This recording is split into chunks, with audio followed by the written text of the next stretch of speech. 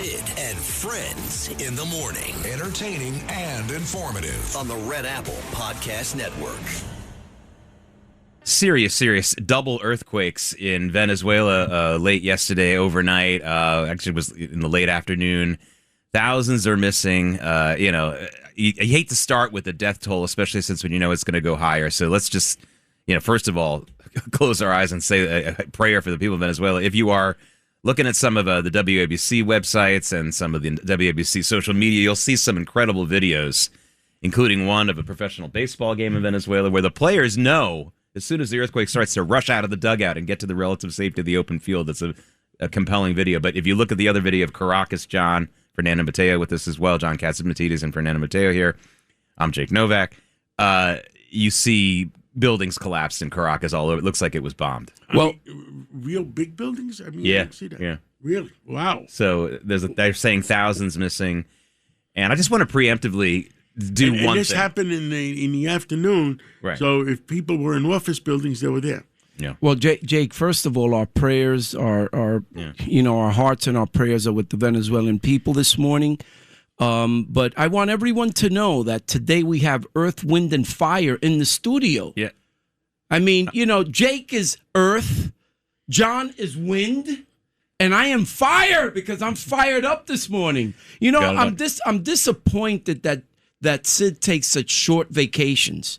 I'm getting used to this takeover. I don't know what I'm going to do Monday morning. A week, I don't know what I'm going to do. 6 days of broadcasting is an eternity. So actually, it's not that short a vacation. But no, this is. But to give you other updates. President Trump pledging whatever the United States can do to help the people of Venezuela. And I want to preemptively stop a narrative that's already starting in the mainstream media. Although I predicted this even before they started it. You're going to hear people in the mainstream media saying, "Well, now that we've kind of effectively taken over Venezuela with the extradition of Maduro, this is more of a U.S. problem." That's just complete bunk. Read a book for once. This country, even our enemies, we have helped our other countries in the world when they've had natural disasters. Going all the way back to the 19th century, but the early 20th century, Herbert Hoover went over to communist Soviet Union to help them during a famine. Everybody helps. This is the norm. We get involved. Remember the tsunami? This is the norm. The tsunami 21 years ago, and this is, folks. The United States helps whether we're involved in the country very much or not. Stop with all this nonsense. We are the most charitable. Yesterday we were talking about the Europeans don't give charity because they don't. They don't. This is the most charitable country in the history of the world, sometimes to our detriment. A lot of our charity money, we don't know where it goes, right? But in this case, stop with all this nonsense. Well, we know where the charity money goes. It goes into the pockets of the presidents and the politicians in those third world countries that, take advantage of this situation. So allow me to make a positive spin on the way that the charity, not a positive spin on the earthquake, don't get me wrong, but a positive spin on the way the charity is going to go. Now that the United States has more control over Venezuela, at least in some ways, hopefully more of the charity money will go to the right place. The American people are the most giving people in the world. Yep. Yeah, we just have to make sure that the money goes to the right cause. And we need to have inspectors there. Like we send inspectors for elections, send inspectors to figure out that money. There is no perfection. The first thing you do is make sure the help is there. Correct. Later on, put people in jail later. That's the problem. Some people have to go to jail. Yeah, they do. Yeah. Well, that's what I'm saying. It's like you said, John. First help, and then find people accountable. Yes. Yeah. But first help. I remember many. I tell old war stories. Many years ago, when I was working with for President Clinton, I was having dinner with him on a Sunday night, and I didn't even know about it that Constantinople, Istanbul had a big earthquake, and the European community offered them 250 million euros.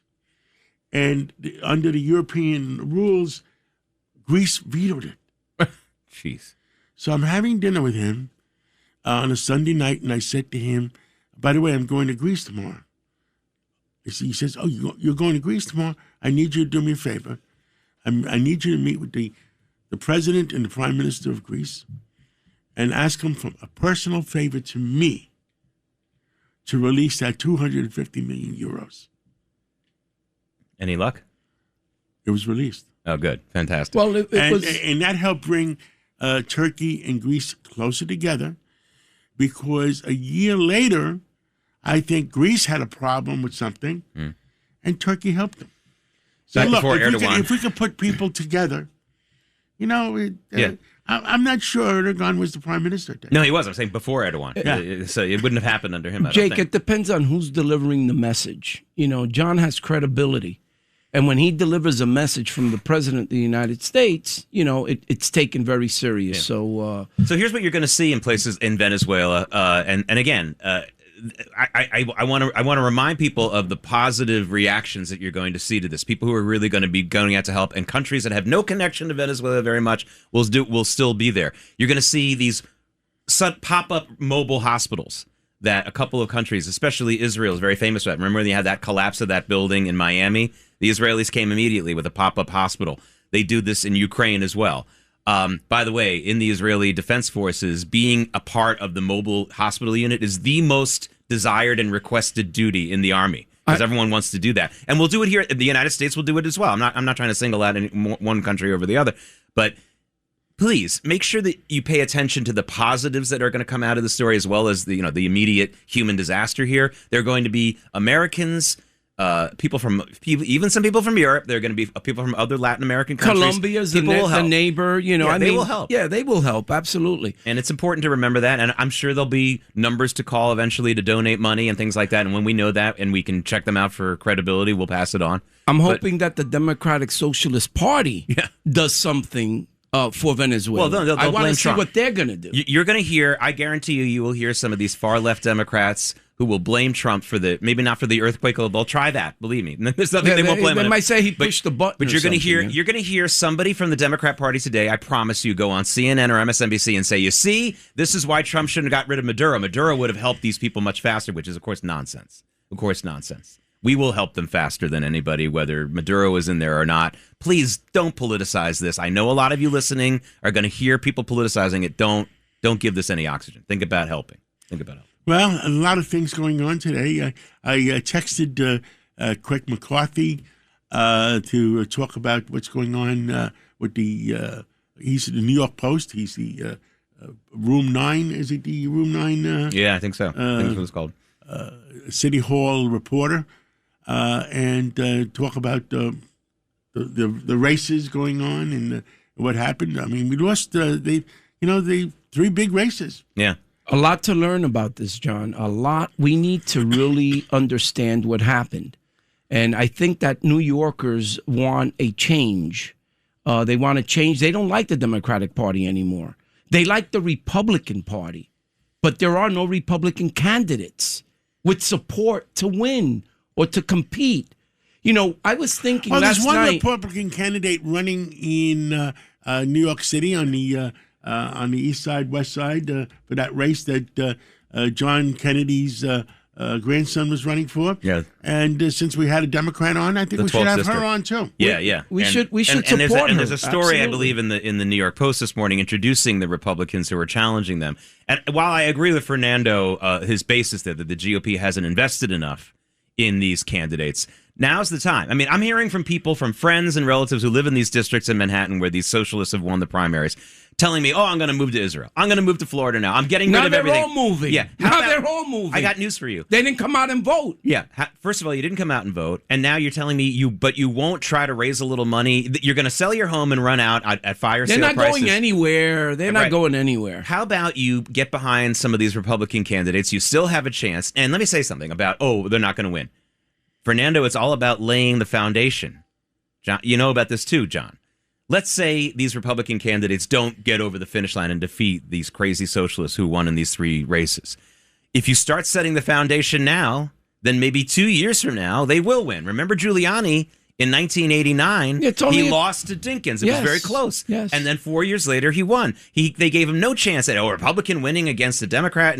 And it was a close race in 89, and then he got over the hump in 93. you have to sometimes lay a foundation. And it's only a 2-year wait. It's not a 4-year wait. And Bloomberg won 3 terms as a Republican, right? Well, he left after one term. He switched over as an independent. Yeah, but yes, originally a Republican. You know what I believe the Republican Party needs to do is create a different division of the Republican right-wing party and create the Republican Socialist Party. What do you call the urban Republicans? How about that? Urban Republican Party. I ran as an urban Republican. It didn't get much of a swag. I don't think the media really, caught on to it. Right. But if we have the Republican Socialist Party, and what we do is give opportunity to those that want to invest in America, to those that want to take risks in America, and tell them, if you open a small business and you hire people, we are going to give you a special kind of treatment.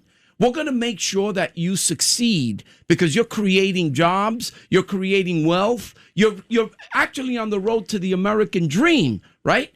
That's what the Republican Socialist Party should be. And I mentioned yesterday, we need to start shifting a little bit left and not further right, because we see that New York's afraid of that. Well, I don't think we are. I mean, like, all the polls show that Republican voters who voted Republican 25 years ago haven't changed their opinions about anything. It's the Democrats who have moved really crazy far to the left. But, Fernando, the phrase that you use that's the most important, I hope everyone heard what Fernando Mateo said, was small business. The Republicans' ticket towards more common sense America and saving us from these crazy Democrats is to really focus more on small businesses. They have become, because the small businesses are the ticket to more Latino votes. Small businesses are the ticket to more Asian American votes. I mean, people talk about Jewish voting for Democrats and how suicidal that is. What about Asian Americans who vote still mostly Democrat? That's suicidal, in my opinion. These people are being attacked by the Democrats. What about Indian Americans, South immigrants Asian? in general. Why are they voting for Democrats who hate them and are trying to keep them out of the universities and things like that? But small business is the way to go, because I just mentioned communities like the Latino, the South Asian communities, the regular Asian communities. They are heavily involved in small business, and the Republicans can make it clear to these folks that your small store, whether it's a bodega, whether you're an Uber driver, is more favorable to you, then there's a chance there. Absolutely. Listen, yesterday we had the administrator of the SBA here, okay? Kelly Loeffler. Exactly. And Kelly was mentioning that the job growth in this country, you mentioned it yesterday, the job growth in this country is with small businesses. Only. Exactly. But in New York, you walk around and you see all these empty stores. Why are they empty? They're empty because the rents are very high. Congestion pricing. Listen, they're empty all over the city, even where there is no congestion pricing. In New York City, we have to compete with the internet. We have to compete with the people that deliver groceries, for instance, for Gristedes. Mm-hmm.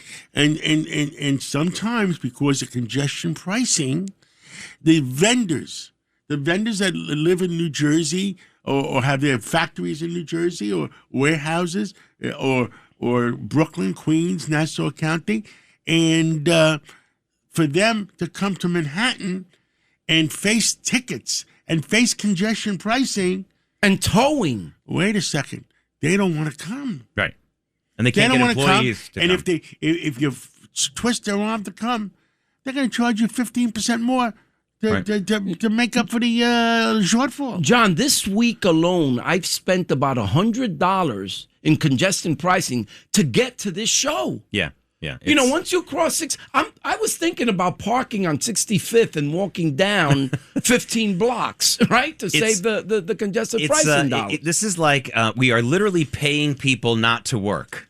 We're paying them not to work, and then we're surprised that they're not working. There's something wrong, and our politicians in Albany have to wake up and realize that, and we'll get somebody to talk about it.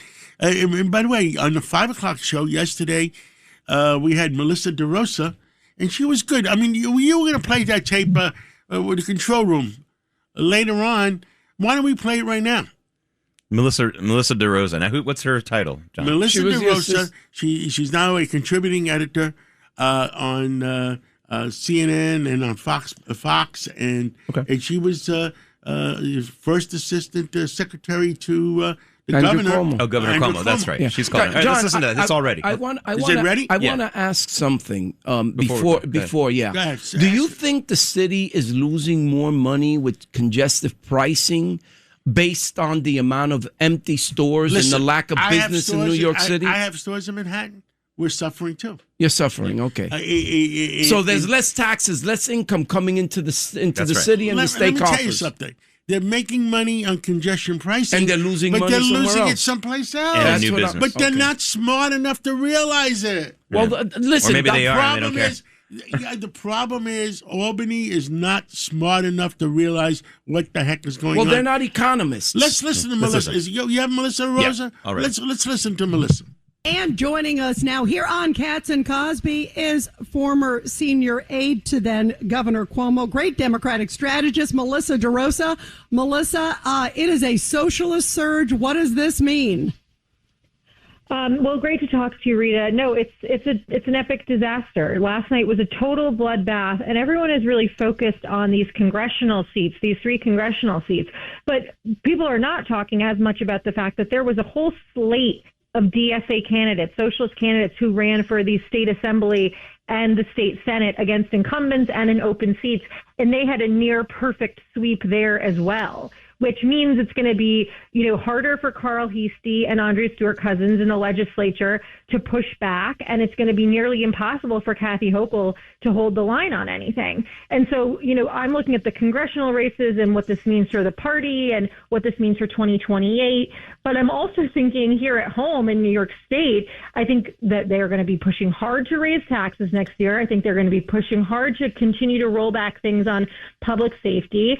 And I think it cannot be overstated what a mess this is. Wow. And, so many things are going on. Are you familiar at all what's going on besides the politics, what's going on with that indictment or arrest? With Frank Carone. Frank Carone? Yeah. Oh, yes, I saw it. I'm sure as everyone else did. I have no Tell us what firsthand you know. knowledge beyond Yeah. what I read. But And Melissa explained to everybody who he was. Obviously, right hand to then the mayor. Yep, he was chief of staff to Mayor Adams, and he had ran his campaign, was the chairman to his campaign in 2021, the successful race, and then again when he was half running, half not running in 2025. And, full disclosure, Frank has been a friend of mine over the years. I've known him a long time, as I think we all have.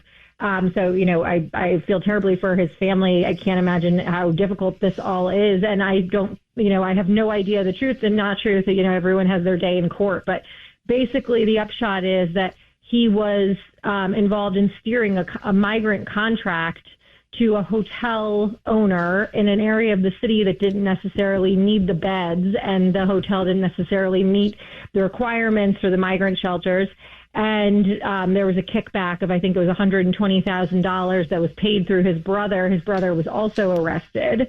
And then the brother, was kicking the money back to Frank. Those are the allegations. And so some pretty serious stuff. There were 3 arrests made there, the owner of the hotel, and then also Frank and Frank's Who was brother. the owner of the hotel?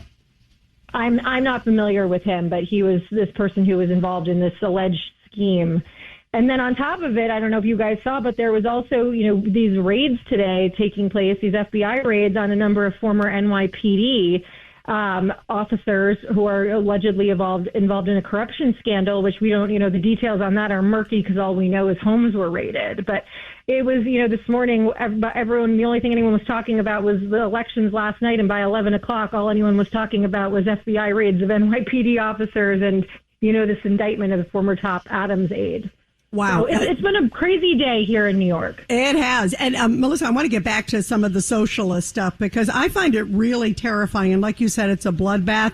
Also, you look at some of the other candidates. There's the Pennsylvania guy. There's the New Jersey guy. There's some in North Carolina.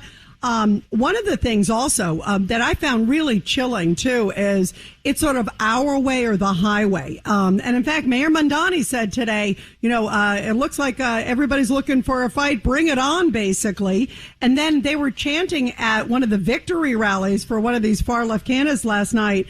DSA, DSA, and then chanting when they saw a picture of Hakeem Jeffries, the House Minority Leader, Democrat, you're next. What does all that mean? No, look, they're out for blood. Make no mistake. And the fact that you had Bernie Sanders and the DSA, which is Bernie's wing of the party, which again, I'll remind your listeners, Bernie isn't even a registered Democrat. So that to me is always absurd that he's sort of at the forefront of this movement within the Democratic Party. He's not even a registered Democrat. That they came in and they endorsed against incumbent Democrats in the sitting head of the congressional delegation's home district, like in his backyard, in his home borough, excuse me, and also Adriano Espaillat up in the Bronx, that they came in and they endorsed against them, and they went toe-to-toe with them. And in this last election, it had been reported that Mamdani had made a deal with Jeffries not to endorse against him if Jeffries endorsed him in the general election, which he did. And then this guy, Che was almost going to run against Hakeem Jeffries, and Mamdani allegedly played a role in getting him to back off. But what we heard last night and what we've been hearing all day today is next time around, all bets are off. And so the DSA is planning to come for Hakeem Jeffries' district as his seat. And, I love Hakeem personally. I have a lot of respect for him as a leader. But just practically speaking, you don't look very strong when you lose your incumbent House Democrats in your city, in your state, and you're the leader of the conference. So I don't know what this is going to mean for him in terms of a bigger picture if there are DSA candidates or other people within his conference try to take him out from his leadership post. And same thing goes for, Schumer, who, the writing is sort of on the wall there. They're all out to get him. But it was a terrible night for both Chuck and for Hakeem in New York. Yeah, that's horrible. Anything else you want to tell the million people listening to us? No, but I will say that, look, these elections last night, elections are decided by people who show up, and the turnout was abysmal. And for people who care about the city and care about the future of the city and the state and this country, everybody has to vote. We can't just be mad about these things. We actually have to go out and engage and get our neighbors to engage, and maybe we can turn the tide. But it was not a good thing for sanity. It was not a good thing for, the Jewish population, which feels under fire, and that these campaigns are being run on anti-Semitism and public safety and in terms of our own taxes and affordability here at home. So Melissa, no good news out of today, John. Thank you. Melissa DeRosa, keep working at it, and let's keep the truth coming out to the American people, and thank you very much for what you do. Thank you, Melissa. Thanks, guys. Okay, talk soon. Oh, that was Melissa DeRosa speaking on Katz and Cosby last night. And by the way, not a incidental connection. When people see this kind of corruption from the quote-unquote establishment Democrats, it opens the door for some of these socialists as well. We're going to take a break. When we come back in the next half hour, Sid and Friends in the morning on the Red Apple Podcast Network. This Earth, Wind, and Fire trio. And we all agree, we all like strategy. I'm here with two very successful businessmen. I'm the runt of the litter. Two successful businessmen who understand that strategy. Wait a second. You told me you bought a stock for $100. Yeah, I guess I'm not. And it's up to 1,100. Yeah. Let's give a benefit for him. Okay, all right. Stop crying. No, yeah. We talked about that, the Jerry Seinfeld joke. We'll repeat that later about my people and complaining. Good strategy is something I think businessmen and businesswomen are much better at than politicians. And I think President Trump initiated a good strategy yesterday.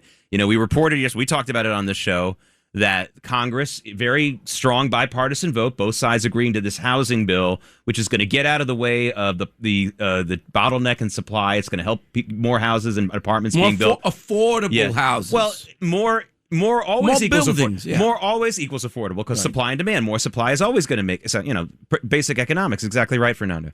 So, but President Trump goes to Capitol Hill yesterday and says, "Hey, I'm not going to sign this bill that you all want until you pass the Save America Act." And I think that that's a good strategy because, John, if you don't have a secure vote, you have nothing. You need a vote. You need a secure vote. And the other thing we have a problem in New York City is not enough people voting. Ugh. I don't know what it is. I mean, it's the middle of summer. A lot of people are away. A lot of people, but if you have 775,000 in a congressional district and only 35,000 people vote, and I'm sure 200,000 to 300,000 were eligible. Right. John, the people who came out to vote were a class of people. They were white. They were young. They were white, and they were clueless. They were influenced by the Democratic Socialists. to go out and vote. They should take a trip out to Venezuela and see what socialism is, and Nicaragua. Yeah. And see what the Cuba. Cuba. Over here, they're free socialists, right? That's the difference. Over there, they're not free. Over here, but socialism, here they are free. Over here, socialism is a hobby, and you can go to. I think the American people, the common sense Democrats, the common sense independents, have to wake up and say, we're in deep crap. But they're not waking up, John. That's the problem. They're not waking up. Well, you're not wrong, Fernando. I think that they're very much, and they're minorities. Yeah, and that's what pisses me. That's what really upsets me. Look at the districts that these people won. They are all immigrant minority districts. People that are struggling. Do you think that a socialist is going to help you climb out of the hole? Yeah. They're going to give you, they're going to feed you. A lot of them that voted, I understand, are people that are here less than 5 years. Yes, they're white, they're young, and they're clueless. Yeah. And they're imposing their they're from France. Yeah, they're imposing their university educated Shangri-La utopian nonsense on working people who are working in bodegas, driving cabs. You talked about congestion pricing. To beat the congestion pricing problems, when I come in here sometimes I'm driving in here between 2 and 3 a.m. That's when you have to start setting up your fruit stand on the streets so you can beat the congestion pricing. Now, if you're an owner-operator... You mean I have to get up at 1 in the morning to get here and not pay? That's right. Well, I'm going to sleep in the studio. That's right. Not only that, but like... if you're so let's say you have one of these fruit stands or something like that. Okay, maybe you're the owner, you're willing to do that, but good luck hiring someone from the Bronx or Queens and tell, hey, you got to come in here at 2 a.m. to beat the congestion pricing to help you set up. They'll never do that. You're not going to get hired anyone like that. I take I very often take the Long Island Railroad to work. For years, I took the 519 train in when I was working at Fox, and the whole train was construction workers and me. But one day, I started seeing a guy come on regularly. He was in the kind of coveralls. He was either a dishwasher or a short order cook, I could tell. And he was from way out on Long Island, where they charge you more to take the train. And I'm thinking, this guy must be a hero, because he's probably living in a building where there's 3 people on food stamps who are sleeping in, because for the extra $5 they would make doing his job, why bother? Why get on the train? So you're not getting on the train with the 80-year-old women that are chasing you and following you all over the place? They don't go on the train. That's the one place they won't go. But, you go on that train. But, by the way, you would go on the train with the construction workers, and the smell of pot on the train can you was imagine? Overpowering. Can so I you used imagine? To ask them, when they would leave in the morning, I would say, can you tell me what building you work on so I know never to go above the 2nd floor? Yeah, listen, it's ridiculous. Sometimes, you're walking around with your grandkids or your kids, and you have these people smoking weed, and it's like it doesn't matter anymore. We've lost our culture. We've lost our city, to these drugs. And we're not narcs. Terrible. I'm not here to arrest someone who's smoking a joint. But I will say this, for all the freedoms that our politicians could give the people, freedom to be a landlord without having to deal with these crazy things, freedom to go about the city without congestion pricing, freedom to do fracking in upstate New York. The one freedom they'll give them is pot. This is like the bread and circuses of the ancient Roman Empire. Don't give the people citizenship. Don't give them the people the right to vote. Give them wine. Don't give them wine. Give them distractions. Yes. I mean, and casinos. That's another thing. And again, I'm not a narc. I'm not saying we shouldn't have casinos. I'm not saying we should go arrest people for smoking. Don't get me wrong. But this is what the government the cynicism. This is what the government thinks of the people. Fernando, you and your people, you don't want jobs. You just want to smoke a blunt. And that's what they think of us. Right now, today, they're going to be voting on whether to hike the rents or not. And I'm thinking about these landlords that invested their money in these buildings, and they need to be able to make enough money to pay the rent. To pay the taxes. Every time the city raises taxes on landlords, they have to pass it along. You can't collect $10,000 in rent and have $11,000 in expenses. You're not going to be able to provide heat. You're not going to be able to maintain the building. You're not going to be able to support, the building, the structure of the building. So how many more affordable housings do we need to stop this craziness? Well, I have to ask John Casamante, and this is good news, Fernando, because we heard just yesterday that in Massachusetts, the state Supreme Court is not going to allow the voters, because they feel this is a violation of the landlord's rights, Massachusetts was going to put on the ballot this November a rent control referendum bill that would have very much increased the rent control restrictions. In other words, would have made the landlords charge even less, would have given them much less a chance to make any kind of a profit. And to their credit, Massachusetts, of all states, even the Massachusetts State Supreme Court said, this is not constitutional. This is crazy. You can't let people do that. Now, I'm hoping that this will resonate elsewhere. I probably shouldn't hold my breath, but as a landlord, you gotta like this ruling from out of Massachusetts. You know, New York City is comprised of 5 boroughs.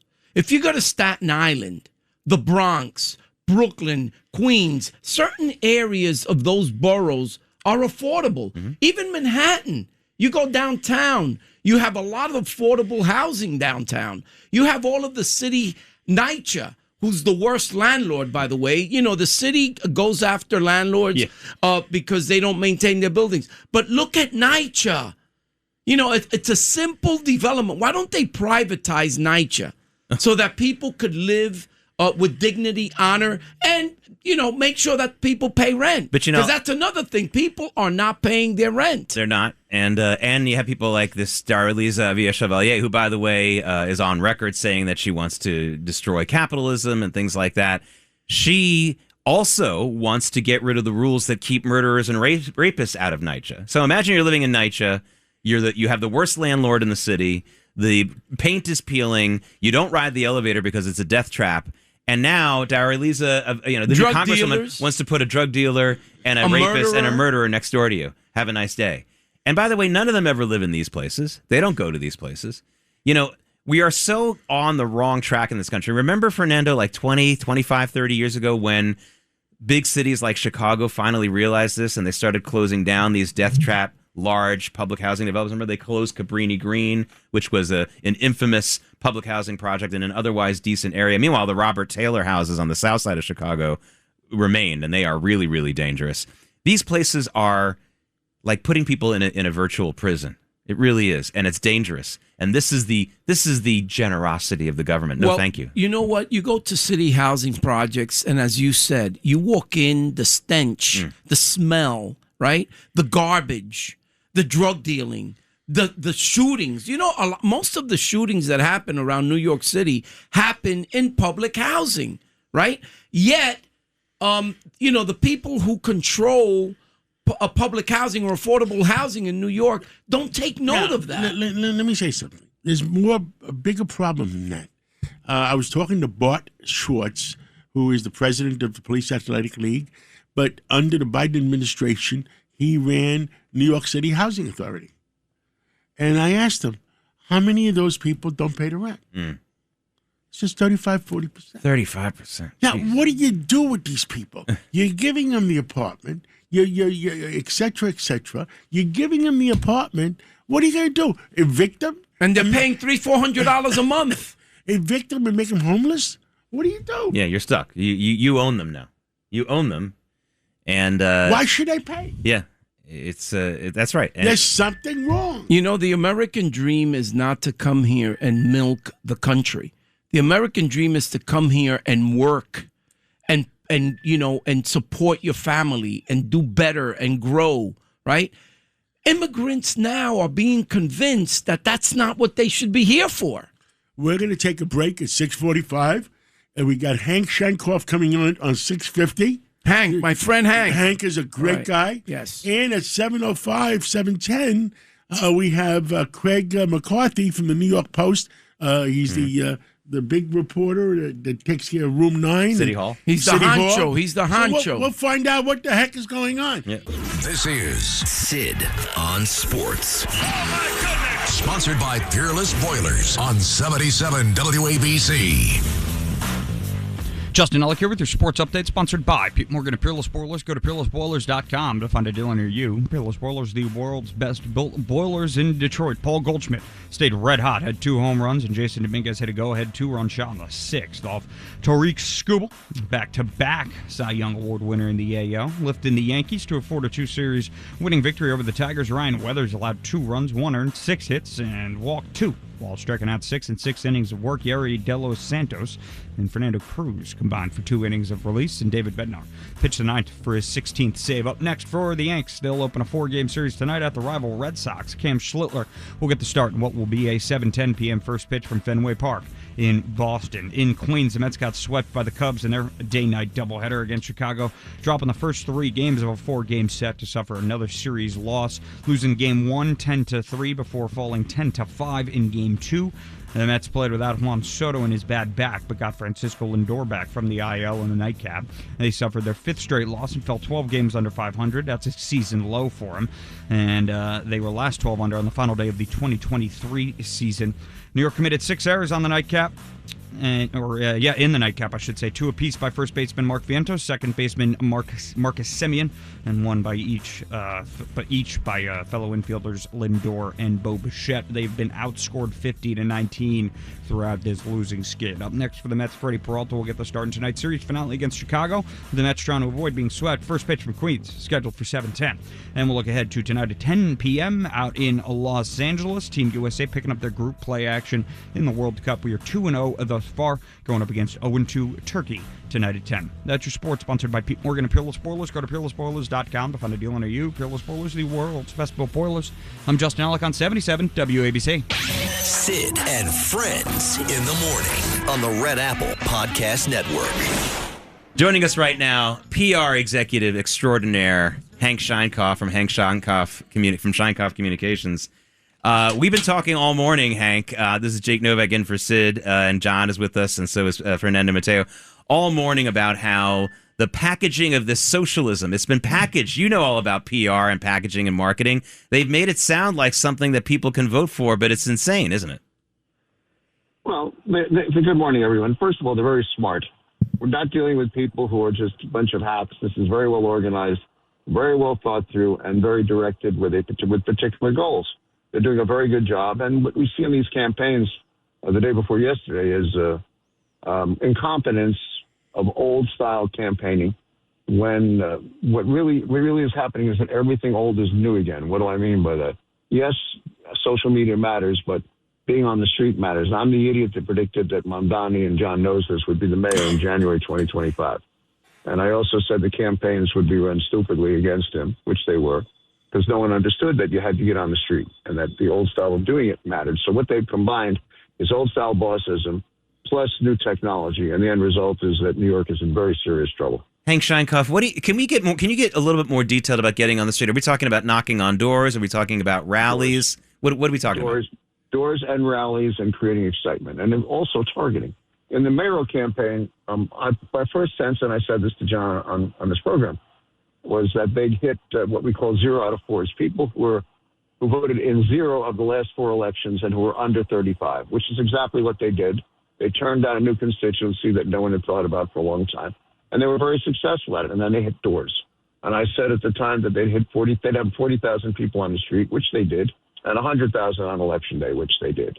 So what we have is a lugubrious, old-style kind of politics meeting a new style of politics, which is entirely mission-directed, and frankly, it's working. Now, why is it working? Because fewer people really are turning out overall, but the people that are most excited by the kind of organizing they're doing are turning out with great intensity. And parenthetically, these are the very same people who destroyed neighborhoods, gentrified them, so people who used to live there who are more blue-collar can't afford to live there, so they're revolting against themselves. It's kind of fascinating to watch. Hank, Fernando Mateo here. Good morning. Hank, morning. What do we need to do to get people over 40, over 50, over 60 to come out and vote? What do we need to, pull the plug on this movement, on this socialist movement that's going on? So first, I think, Fernando, first of all, good morning, and I think that's a very important question. Look, let's define what we're talking about here. Traditional political science, academic thinking. The social movement tends not to accomplish anything because once it does, it goes out of business. Classic examples are the Townsend movement, which wanted to create pensions for everybody. Social Security was passed, end of Townsend movement. You haven't heard of it.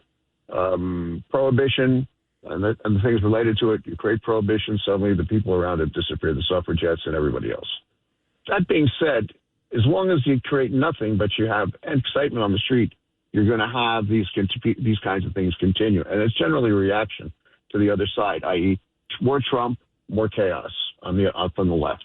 So as long as they're out there carrying on and doing nothing, it's going to continue. So maybe one of the solutions is for something to happen, or a real debate in public that is most onerous and that makes people who pay the bills say, wait a second.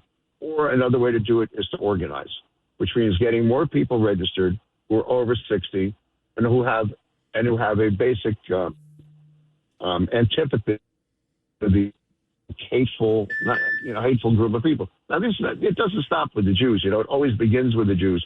This will never end with the Jews. And if you look at how they treated Puerto Ricans and how they, by the way, with the Puerto Rican Day Parade celebrations prior to the event, and how they've been treating other people, they particularly have a negative feeling toward black middle-income people who have created some wealth and maybe small property owners. I mean, that's very clear. So how do you organize these people? You have to start doing real street organizing, creating coalitions in neighborhoods, and doing it on a small scale and then a larger scale. Hank, what bothers me the most is the complainers. Now everyone is complaining that the city's become socialist. You know what?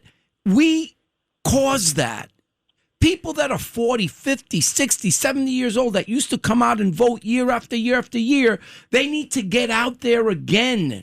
Right. You know, the message is these young people have a movement going, but we have experience, we have wisdom. We know what the damage is, right? So, listen, you're an expert in this field. You need to tell New York what they need to do to stop this brutal situation that's going on with the socialism and all that nonsense. Well, it is dangerous. Look, when they build a lot of what he's talking about is talk. He's not accomplished very much, but the beauty and how smart he is, and he's very, very smart. Brilliant. Very, very dangerous. Very, very smart, very, very dangerous, like Hitler and Stalin. And what the stupid kids don't understand is that when you create these social movements to become political or achieve something, the first cadre of people who invented them or were part of them are just generally executed or removed. That's who they are. If you look at the Lenin, Stalin, even Hitler in 1934 killed the first line of defenders, which was the stormtroopers. In one night, he shot them. Hank, but we can't shoot these people here. We're in New York City. We're in America. But I'm saying is that older people understand the dangers. Younger people do not. And the way you deal with it is you start organizing on a smaller basis. Get blacks and Jews and Asians together in one place. Start talking to Latinos who have a vested interest in the economic system and who are just beginning to make their way. People who work for a living need to be told. Tell Albanian people they have a place to be, or those who remain in New York City, and try to stem the exodus. We're going to have an exodus from New York. Why? We always do when you have these cataclysmic political events that also have an economic bent to them. But what's going on right now. Hank, you introduced an interesting angle of immigration there just for a moment there, targeted towards the people we want. I used to work in Cleveland in the mid-'90s. I returned just to take my daughter there for a summer internship a couple of years ago, and Cleveland is booming. And one of the reasons why it's booming is that they have all these Eastern European immigrants from these countries that have excellent engineering and tech education programs, like some of the countries you mentioned, but I'm talking also about like the former Czechoslovakia, places like Lithuania, places like Ukraine, and it's booming. And I wonder if that's a way. I mean, again, if we want people who know about socialism, bring the people who were suffered under it and now have been liberated from it in their countries, and maybe can bring that experience here. Well, that's possible, but you have to create an entrepreneurial environment that creates competition between those who have never paid a price and are born a burden, and those who have an understanding.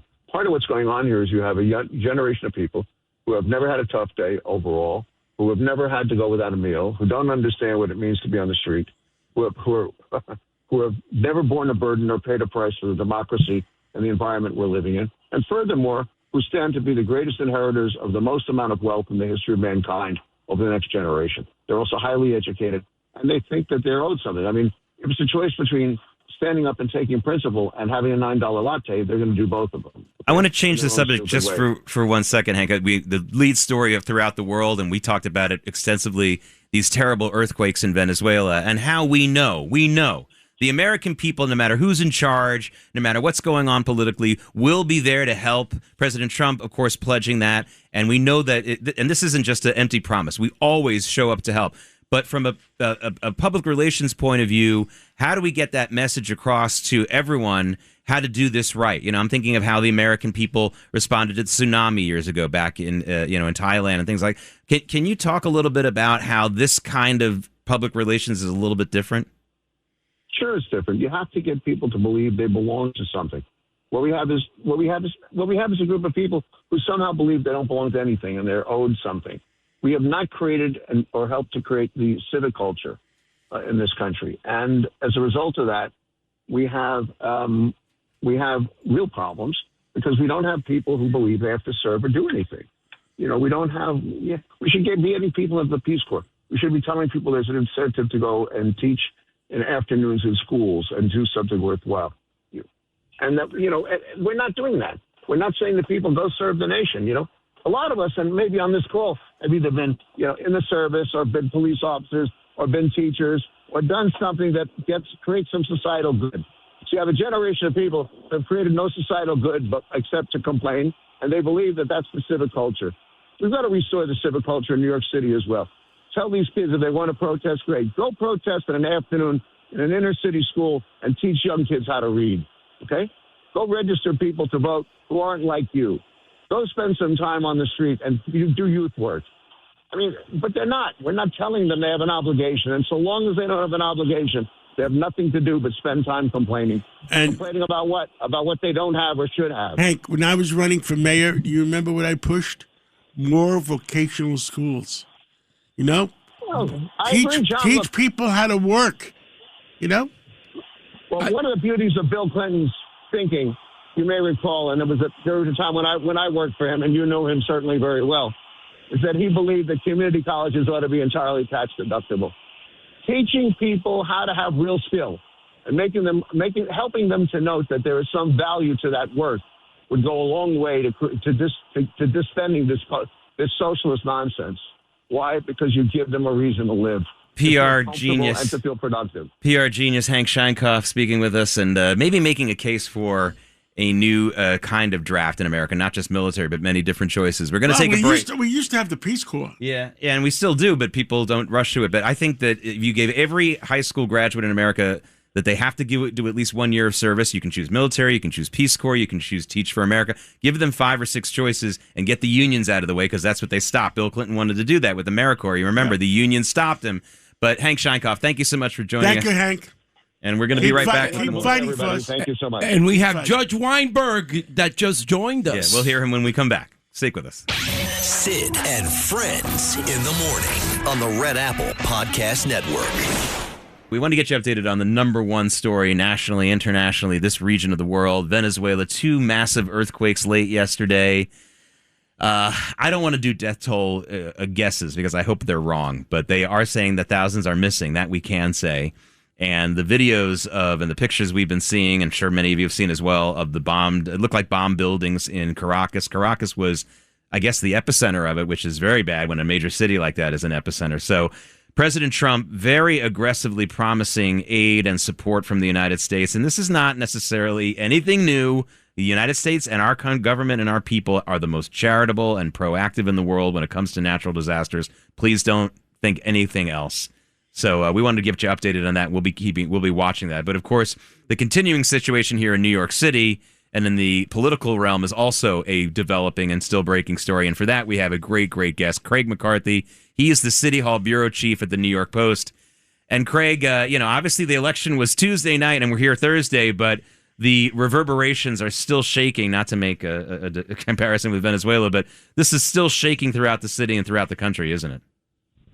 Yeah. Hey, thanks for having me today. Yeah, I mean, listen, this shocked the political world. We have 3, very far left candidates who, got elected to the House on Tuesday night, and one of whom, unseated a longstanding incumbent in Adriano Espaillat. Well, he was also the head of the Spanish contingency. Yeah, he was the chair in his Hispanic caucus. I mean, he was a very powerful member. I mean, we saw Hakeem Jeffries even get into the race. He came down.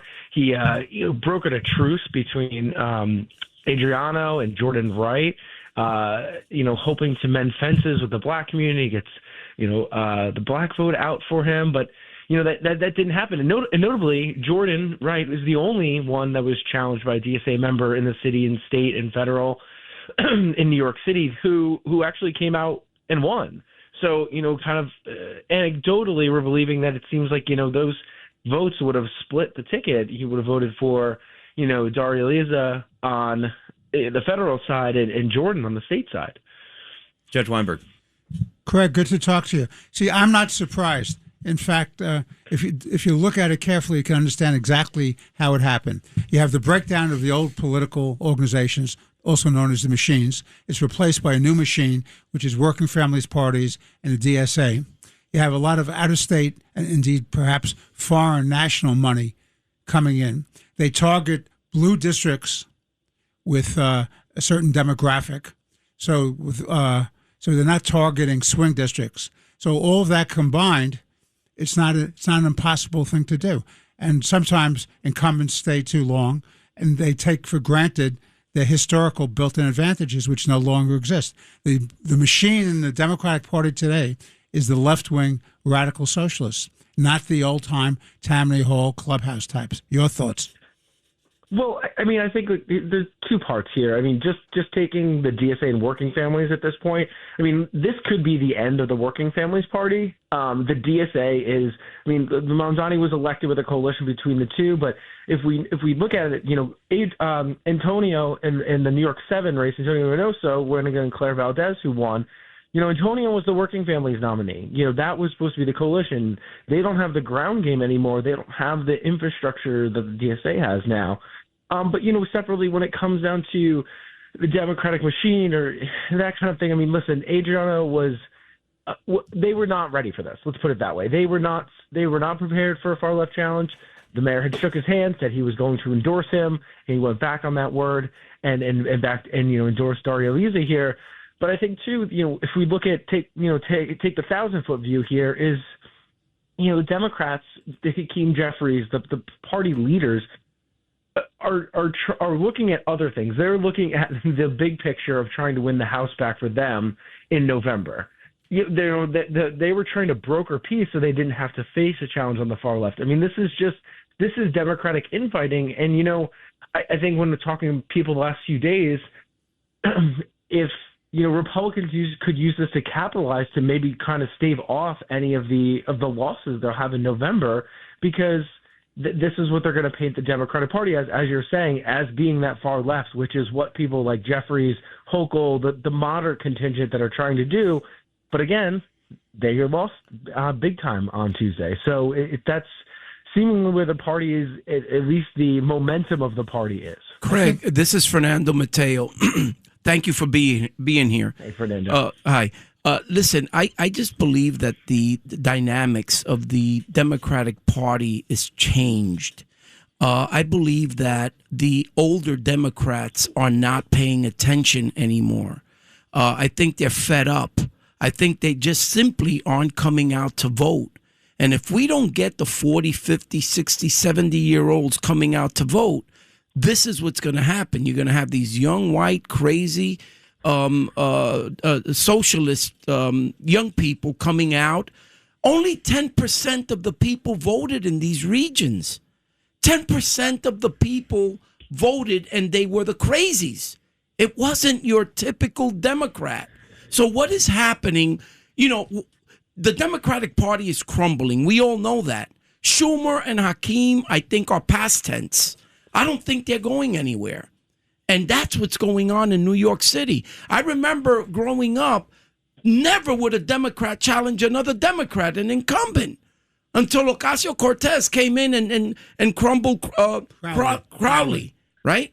Then the movement started, and it hasn't stopped. And people are not coming out to vote. What do we do? Your opinion. Well, I mean, I think just for the record, Adriano did challenge an incumbent back in 2020. Charlie Rangel. That does happen.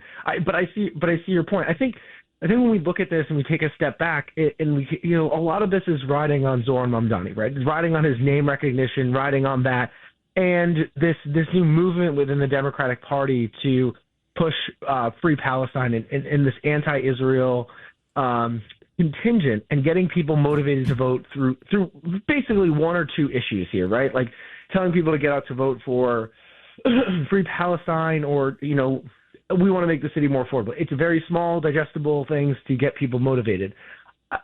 That's right. We are not seeing the older Democratic voters coming out there, but these have always been low voter turnout races. So what they are doing is they're capitalizing on these things. This is what the DSA does throughout the city. They move people into districts. They get residency in areas where they know that they're either, gentrified areas, younger populations that they can go in, and they can, and it's not a competitive district, and try to get a seat. And then that's what they're looking at here. And what the party has to do, and I'm assuming this is what they've been doing for the last last day, is trying to figure out how to motivate people to come out to vote. Because even if you don't like Zoran Mamdani, John, I know you've sat with him. He's a very good politician. He's very charming. Yes. He's very good. He's a very good orator. Like he's a great presence. And they're all riding off of this. I mean, I would not say that about Daria Lisa. I would not say that about Claire Valdez. I would not say that about Brad Lander, which Brad Lander was going to win regardless of a Mamdani endorsement. But as he said that, they're riding off of this great politician in this of being able to convince people to get out to vote, having good ads, having good political people around him. It's kind of why I see that this cannot be replicated, at least as of now, outside of New York City.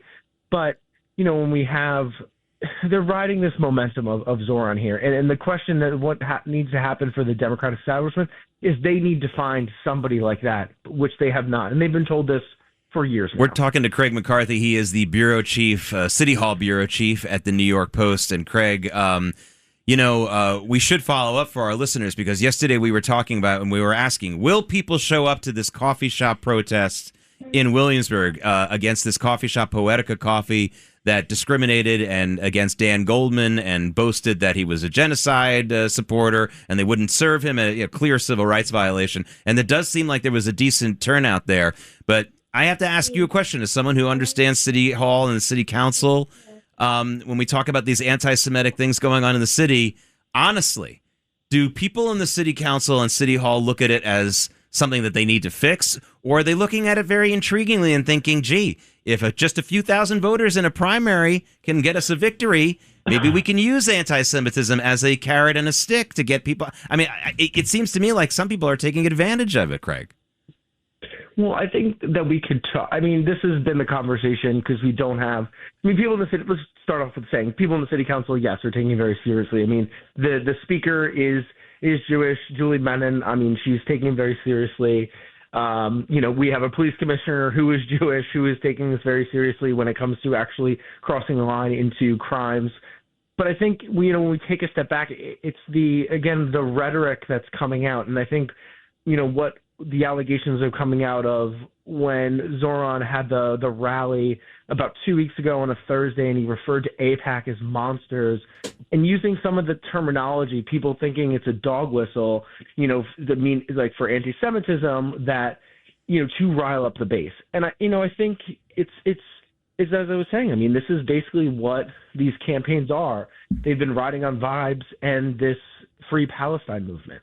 There's little to no policy behind these people, but Daria Lisa, Claire, and even Brad. I mean, it's not going. I mean, if we're looking at somebody that is a partner to get stuff done, those two people are not going to get anything done in the House because they've just angered the establishment, likely the next Speaker of the House. Well, likely the next Speaker. Sid and Friends in the morning on the Red Apple Podcast Network. It's always great to talk to George Pataki, and he is one common sense person. It was also George V's birthday yesterday. George Venizelos' birthday yesterday. Yes, and we didn't sing happy birthday, George. Well, happy belated birthday. Yeah. Well, we will talk to him later on. Yeah, all right. But this is Katz and Company talking with George Pataki yesterday, and enjoyed the pearls of wisdom from a common sense leader. Well, lots of breaking news, you guys. And John, it was a socialist surge last night in New York, and the Democratic Party is going, boy, it looks like a Democratic civil war in many ways, John. Well, I hope there's a civil war because we need the Democratic Party to come back to, I guess, being only half crazy instead of fully crazy. That's a great analogy. In the studio with us today, we have Governor Pataki, and today is his birthday. Happy birthday, Governor. Thank you, John. Great to be here again. Well, and where's the birthday music? music? We got a little music for you here. Happy birthday to you. We love you, Gov. Happy birthday to our favorite Gov. Just so long as Marilyn Monroe doesn't jump out of a cake. Happy birthday. Any words of wisdom, Governor Pataki, on this big day for you? For all the troubles and difficulties, we're lucky to be Americans. And that's my words of wisdom. Yeah, absolutely. Amen. Amen. The greatest country. We have the former governor's general counsel. We love him, John Cahill. John Cahill. Yes, John. And Archbishop Dolan's counsel, too. And John, you're always welcome here. You know that. Yeah, John, we're so happy you're joining us. Did you ever solve the nuns problem from Kentucky? We're working on it still. Working on it still. You know, we bought a building from the nuns in Kentucky, and they never got their money. How could a nun be ripped off? Judge Richard Weinberg. I'll have none of it. And former Deputy Mayor Rudy Washington. Guys, there was a big problem this morning. There was a bunch of FBI raids. You guys know anything about it? I mean, the FBI raided the former chief of staff to Mayor Adams. Frank Carone. And, the guys always seem to be a nice guy, but... yes, absolutely. And his brother and other people, too. It's a big suite. Some hotel owners or something. And I don't know the specifics, John, but I do know that the Trump administration is going after fraud, and our government has had billions and billions stolen from it over the last 5 years, and it's a disgrace. And whatever they can do to bring to justice those thieves and straighten it out where we're actually spending money on the programs as opposed to on thieves stealing it, I'm all for it. And we have Senator Norm Coleman coming on later on because a lot of that fraud is Minnesota. And that's where he was the senator from. And look what happened to Norm Coleman. 9 months after he's elected, they find out he's 300 votes short. I mean, give me a break. Yeah, that was ridiculous. And they're giving Waltz, by the way, the current one, sort of, it looks like a free pass so far. Ilhan Omar, though, is under investigation because somehow, Governor, at first her finances were like 30, 40 million. Now it's like 100,000 or 10,000. I mean, come on. I don't know where the 30 million came from, and then I don't know where it went, but none of it is good news. None of it is good news. And Rudy Washington, what do you make of what happened last night in New York, too, with the elections? Because I was live, and all of a sudden, this was a wild moment. You saw Adriano Espaillat do a concession speech. It was before it was even called. But he obviously saw the writing on the wall, sadly. There's only 2,300 votes, by the way. Yeah. 2,300 votes. Yeah, 2,300. That's another thing. That's sad. That's sad. When you consider a congressional district is probably a 500,000 people, and you only get how many votes, Judge? You said the difference between is the winner and SBI was 2,300 votes. Yeah, that's really sad. And when you think about, we now have 4 of what's our total number of Congress people in the 5 boroughs. We're about 8 or so, Governor, if you remember. Something like that. But anyway, we're talking about probably almost half of our congressional delegation is socialists. Yeah, hardcore socialists. Hardcore and by the way, socialists. let's also explain, Rudy, because this is important. It's not just that they're socialists. They are abolish ICE. One of them even talked about abolishing prisons, said nobody should be deported. Don't forget about the Pentagon. One wants to abolish the Pentagon, of all things. No military aid to Israel, and also no deportations. One of them said even those with criminal records, murderers, they shouldn't be deported. This is a whole new breed. Did you ever imagine you'd see this, Governor? I mean, at this moment? No, it's just hard to believe, but it's understandable, not from the standpoint of what they believe in, but the Democratic Party is just so angry that they want the activist voters want to kick out anybody who has anything to do with the establishment, and it's going to be a very real problem, not just for the Democrats, but for New York and for America as we try to wend our way through this. But, somehow we'll get through it. But like Adriano Espaillat, he was in the legislature in Albany when I was governor. Very good guy. He was a liberal Democrat. I'm a conservative Republican. We got along great. We could talk. We could work together. I don't think that's going to be the case going forward with these far-left anti-Semitic neo-Marxists. So it's going to be a tough time, but it's still America. We'll get through. Extremism in any direction is not good, Governor. That's exactly right. It's not dangerous. I've always followed that. Yeah, it's really, and that's the problem. It's so far, like you brought up the Adriano Espaillat. I also think about Dan Goldman, and we're going to talk with Jake coming up, Jake Novak, about that coffee shop thing. But Dan Goldman, let's not forget, he was one of the impeachment managers against President Trump. Oh, yeah. But he wasn't far enough left. No. His crime is he's a quasi supporter of Israel. Right, as exactly. As opposed to Lander, who is a full-blown anti-Zionist, anti-Israel. Well, the other thing, back home here in Manhattan, Carolyn Maloney, they used Jerry Nadler to get rid of Carolyn Maloney. And then because Jerry Nadler is Jewish, in my opinion, they got rid of him. Well, I really begin to think we have a cultural problem in this country now. When we look at what's happening to our culture in terms of moving away from our faith and the foundation of America, it's scary. It's very scary. Yeah, it is scary. Yeah. Now, who's the leader of the state, Governor? It once was supposed to be the governor, but now it looks like Mayor Mondami is the. Rudy, I fear that you are right. That he's the one that the press follows. He's the one who all the energy in the Democratic Party is behind, and I think Albany is very much afraid of him. And he wants something done in Albany. Since it's a one-party system, I fear they're just going to rubber stamp anything he wants done. Look, he has his agenda, whatever it may be.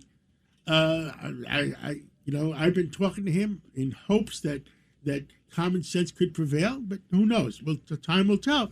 But at least keeping open communications to me is always good. Absolutely, and I think that's the most important thing is what I found. Dealing with speaking at the police athletic league tomorrow. Oh, good. Yeah, good. So which is a noble mission, a great mission. Yeah, look, it's helping the kids. It's not about politics. It's exactly right. Kids. Right, absolutely. The one thing that's interesting is like to watch the Democrats today, and we're going to talk to Melissa DeRosa in a moment, but to watch the dance because some of them are definitely perplexed. Governor, what do you think? John, this is an incredible shock.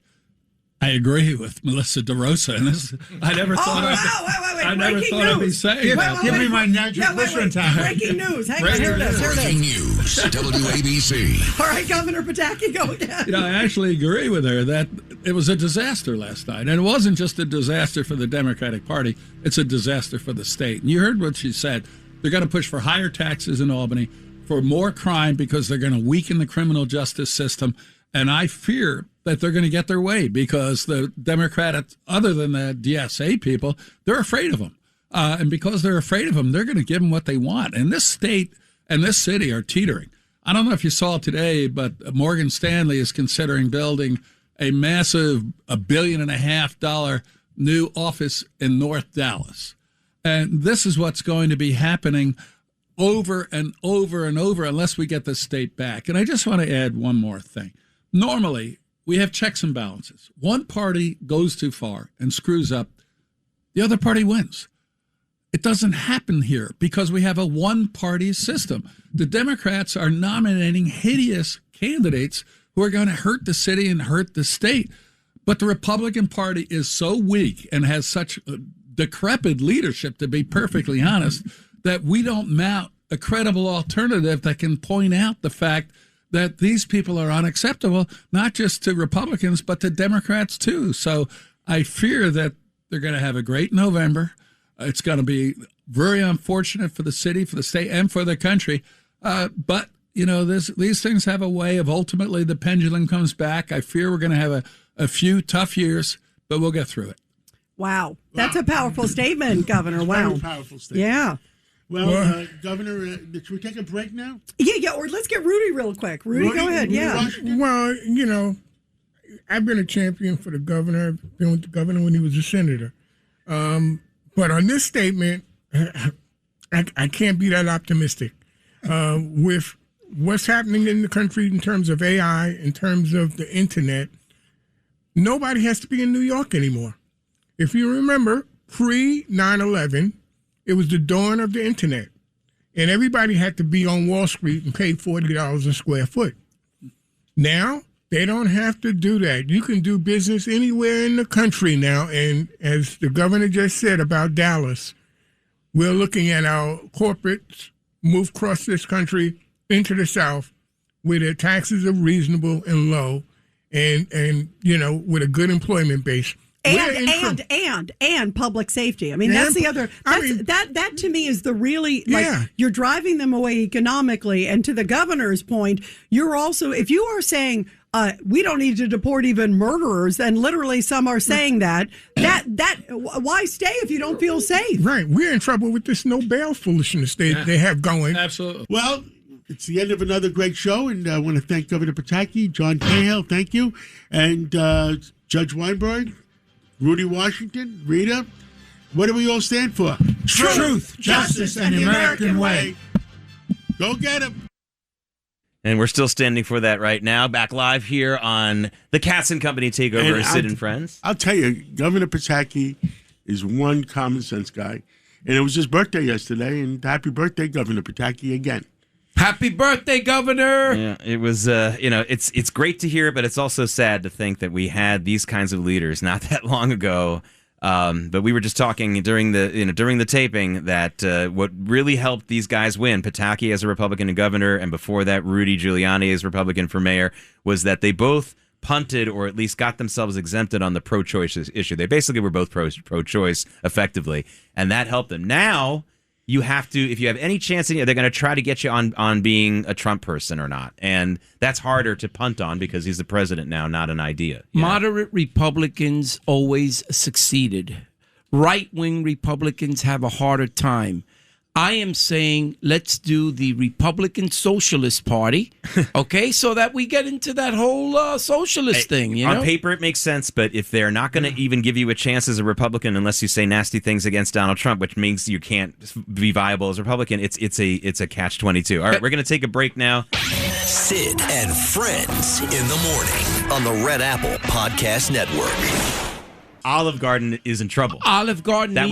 They need to advertise on WABC if they want to save themselves. Exactly. And get their pro-Italian. But Italian Americans, especially in this city and in New Jersey, if I say Olive Garden, I don't go there, but they get so angry. They get so angry. My opinion, it's brand X Italian food. It's like a McDonald's of Italian. No, McDonald's is good compared to Yeah. I was in Augusta, Maine, and my wife asked the concierge at the hotel, we need a good Italian restaurant. Do you have a recommendation? She says, oh, you're lucky. The best one in the whole state. Olive Garden. Well, at least she didn't say we have macaroni and cheese. How about that? But all kidding aside, we are joined now by another great Italian American, Vito Fossella, the borough president of Staten Island. And borough president Fossella, we have to ask you, with these crazy elections here in the Manhattan part of New York City, is Staten Island prepared to be once again the citadel for common sense, decent? And instead of running to Florida or Texas, should they run to Staten Island? I thought you were going to ask me if I'm going to go to Olive Garden. Oh, my goodness. No, John is picking up the check, Rita. Yeah. As John and the judge know, we have Italian restaurants in Staten Island, and one's better than the other. So Olive Garden can't do too well here. I think, listen, we got to just take a step back and really digest what happened just a couple of days ago, and it's for real. And I think what happened is, frankly, the other party allowed this to happen, and they allowed the fox in the hen house, and they got walloped.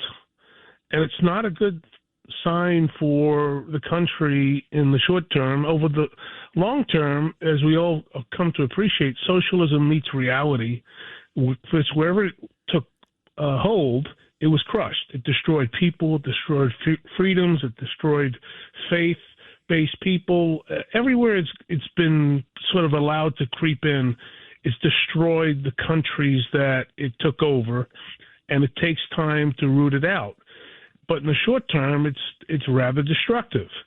And the establishment politicians on the other side allowed it, and they got their head handed to them, and I don't think it's going to slow down. So in the short term, it's bad for the United States of America that socialism is allowed at the table, because when you start to look at what they want, it is corrosive, and it hurts people, property owners.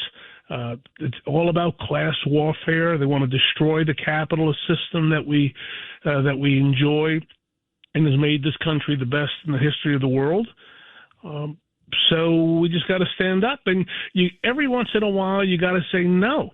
Like just recently, we had a situation on Staten Island, a graduation for middle school kids, 12, 13 years old, and somebody wanted to disrupt the ceremony by, in the middle of it, just displaying a flag to send a political statement. And we said, no, you just can't do that, because a graduation, like so many things, are for the families, for a point of reflection, decorum. And every once in a while, you got to say, no, we can't do that. And I think the other party allowed the socialists in far too long, and they didn't say no. So ultimately, they won these primaries, and now we're running major cities across the country with disruptive, destructive policies. And the ordinary folks who are getting up in the morning, 5:30 to go to work, they're the ones that are going to get hurt ultimately, and not the ones who want free stuff every single day. Vito, Fernando Mateo here. How are you? How are you, my friend? I am great. And I'm very proud of the Staten Islanders and what you guys do there. You maintain your independence. You draw the line when you need to draw it, and I commend you for that. But I realize that you kept saying that other party, the other side. You never mentioned the Democratic Party, because now there's a takeover of the Democratic Socialist Party, right? Let me ask you, what are you going to do if the Democratic Socialist Party goes to Staten Island and spreads the venom? What are your thoughts? Can they do that? Fernando, first of all, it's great to hear your voice, my friend. My belief, I really try not to be a partisan guy. I just stand up for what I believe and what we should do for the people of Staten Island. Whether it's better schools, safe streets, safe communities, working and supporting the men and women in the New York City Police Department, supporting our first responders, fundamental things. And that's how I've run my life in the political world. What the Democrat Party does is their concern. It's not mine. My observation is that they're making a big mistake long term. In the short term, there was a primary recently in Staten Island for a Senate incumbent, and the incumbent won handily. I think she got more than 70% of the vote, because the people in Staten Island are sane. They have demonstrated common sense, John's favorite phrase, for decades, and we believe in each other. We believe in, again, safe communities. We don't, when defund the police was the catchphrase of the century, we said that's the dumbest thing we've ever heard. So we do, you're right, Fernando, we do retain and maintain our independence against insanity and stand up for common sense. And we will continue to do so and support the hardworking taxpayers who didn't wake up, they didn't wake up on third base and say, I hit a triple. A lot of them suffered. I like that. Their families came here from all over the world, Italy, Ireland, wherever the case may be. They worked hard. They sacrificed. They worked 2 or 3 jobs for their kids and then their grandchildren, and they own a home, and they have a job, they own a business, and they want what's best for their kids and their families, and we will continue to support those things. if there's another group that comes along from other parts of the country, they come here when they're 25, a lot of them, they've probably never suffered a day in their life, and all of a sudden they say capitalism is terrible, the U.S. is terrible, we need to get out of, defund the Department of War, in other words, abolish the Defense Department. These are insane policies. If implemented, they will wake people up. It's worse than that, Vito. It's worse than that. Judge Weinberg, what did Esplanad's person that beat Esplanade say yesterday? Yeah. She wants to abolish the Pentagon. Just totally get rid of the old Defense Department. Totally abolish it, Vito. It was just silly stuff. No, well, it's all nonsense. And by the way, I'll tell you what the big problem. Vito, and you and I go back decades and decades together. The big problem is they have a momentum going on. And the momentum is capturing the young people who do not understand history, they don't understand economics, they don't understand politics, they don't understand social cohesion. So they have an ideology that's driving them, and they're the ones who are coming out to vote. The percentage of voters in this primary was minuscule. And if you look at the demographics that came out, they were the young kids, and they were likely kids who had never been raised here and understood the problems of the bad old days that you and I know when we were at City Hall together about protecting and defending the city and how easy it is for the tip to go very, very bad. Your thoughts? No, I am blessed to have a relationship with Judge Weinberg that goes back to the early 90s, and one of the reasons I jumped into politics and public service was to right the ship of a city that was going down the tubes. And you talk to a young person about what it was like in Times Square in 1991, 92, and across the city, they have no clue. And now you look at it, it's vibrant, it's alive. And if you allow it to, again, corrosive policies, to allow criminals on the streets, they're just going to commit more crimes and do a bunch of different things. And I go back with you, Judge, with guys like Peter Vallone, who were sensible, common sense, decent human beings who just wanted what's best for the city, as opposed to what you're saying are younger people primarily coming from across this country and perhaps the world who have never been punched in the face by reality, and they just want this utopia that's never going to exist. We can do what we can. We're going to be imperfect, but you got to work for it. You got to strive for it, and you got to earn it. We're talking to Vito. A lot of them don't want it. We're talking to Vito Fossella, the borough president of Staten Island. And Mr. Fossella, you come from a political family. You know politics very, very well. And I'd like to ask you to dig a little bit deeper into what you just said, because you're talking about some people who may have been supposedly on the other side of the aisle, political opponents from time to time from the past and also the recent past, who were still decent people, who still, maybe we disagree with them on how they wanted to make things better, but they did want to make things better. I put it to you as someone who's been watching politics for a long time. Do you have the same inclination that I have, that some of these people, including Mayor Mamdani, including Dariza Avila Chevalier, are not actually looking for a better America or a better city? They are funded through this Act Blue and other sites by the enemies of this country. I mean, I'm not trying to put a conspiracy theory out here, but I don't think these people are actually looking for a better New York or a better USA. I think that their funding and their support comes from outside this country, people who mean us harm, sir. I agree. I think there are a lot of people on the other side who supported these candidates who hate this country, who hate capitalism, who hate the act of the country defending ourselves and defending our allies, who stand up for those who want freedom and democracy. In the Middle East, for example, there are those who want to destroy the state of Israel, destroy it. Not just we don't like them, they want to destroy them. And we have an obligation to stand up for the people who love freedom, who stand up for capitalism over communism, and to support our allies. That's what good people, decent people do. And yes, I served at the city council with Judge Weinberg and many others when he was there with Peter Vallone, as I mentioned. I served in Congress. And the one thing I would say, the 12 years I had the privilege of serving the people of Staten Island and Brooklyn, some of my best friends were Democrats. They were human beings. They were good people. We disagreed philosophically on certain things, politically on certain things, but we work together for the good of the order and the common good to make this country better. And now it's a war.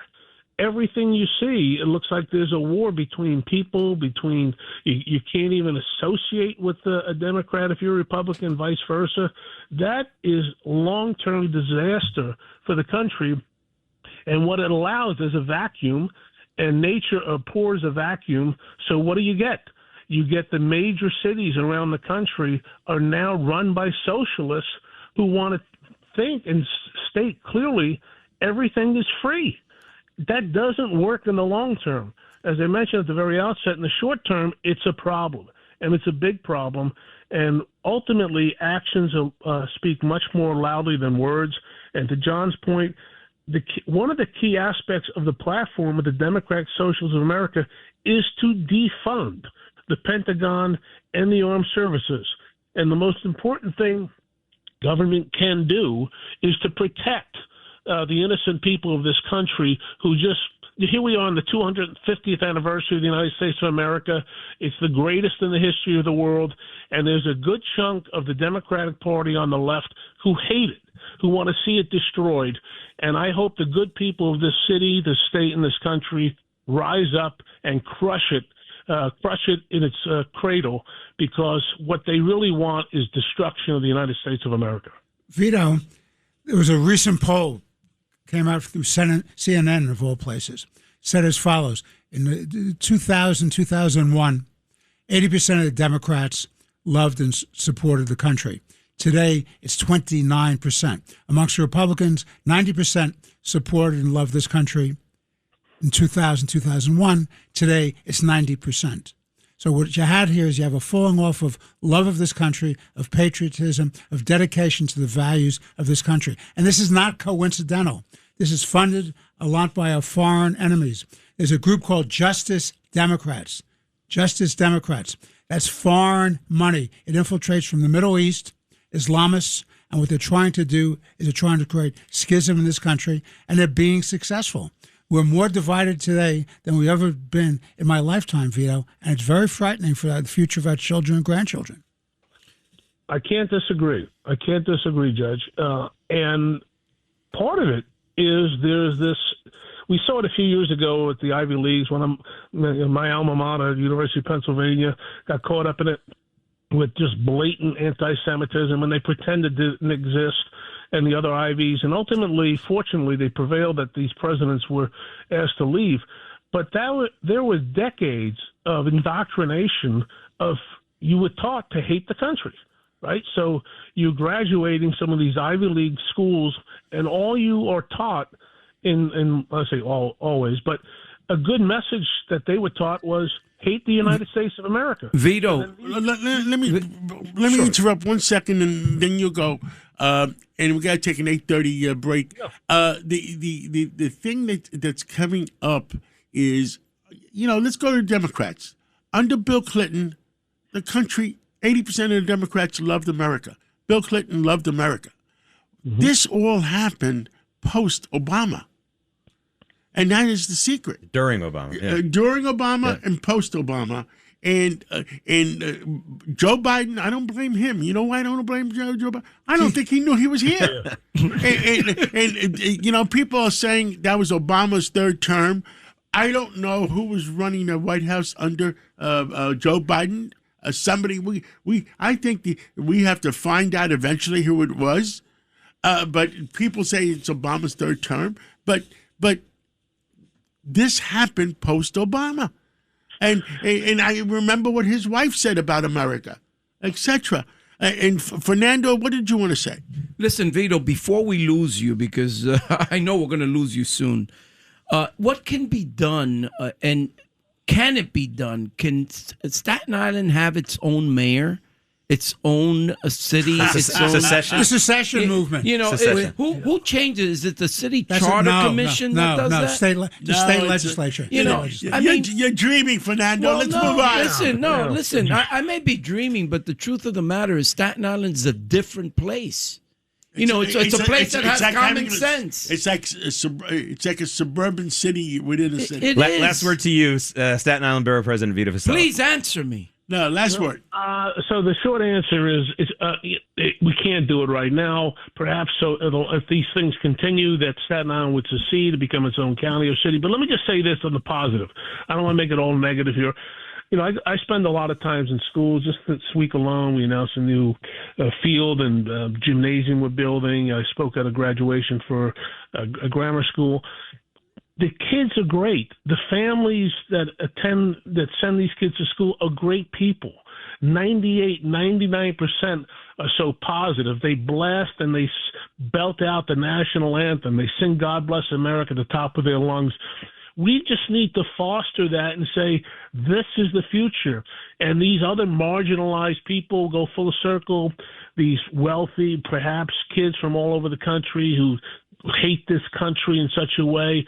We need to grow these young people to say, you are growing up in the best country in the history of the world. Crowd out these nut jobs and crush them so they don't ruin and destroy this country so we can be here another 250 years. With the positive message. Thank you so much, Borough President Vito Fossella. You will not be seeing him at Olive Garden. And we'll be right back. Thank you, Vito. We'll be right back with a lot of great guests. Thank you, Vito. Sid and Friends in the morning on the Red Apple Podcast Network. Governor Patterson joining us now. Governor, I'm gonna enlist you right now to be the referee in a debate that Fernando and I are gonna have. Before you enlist me, am I on? You're on. Oh. Your mic just turned on. Okay.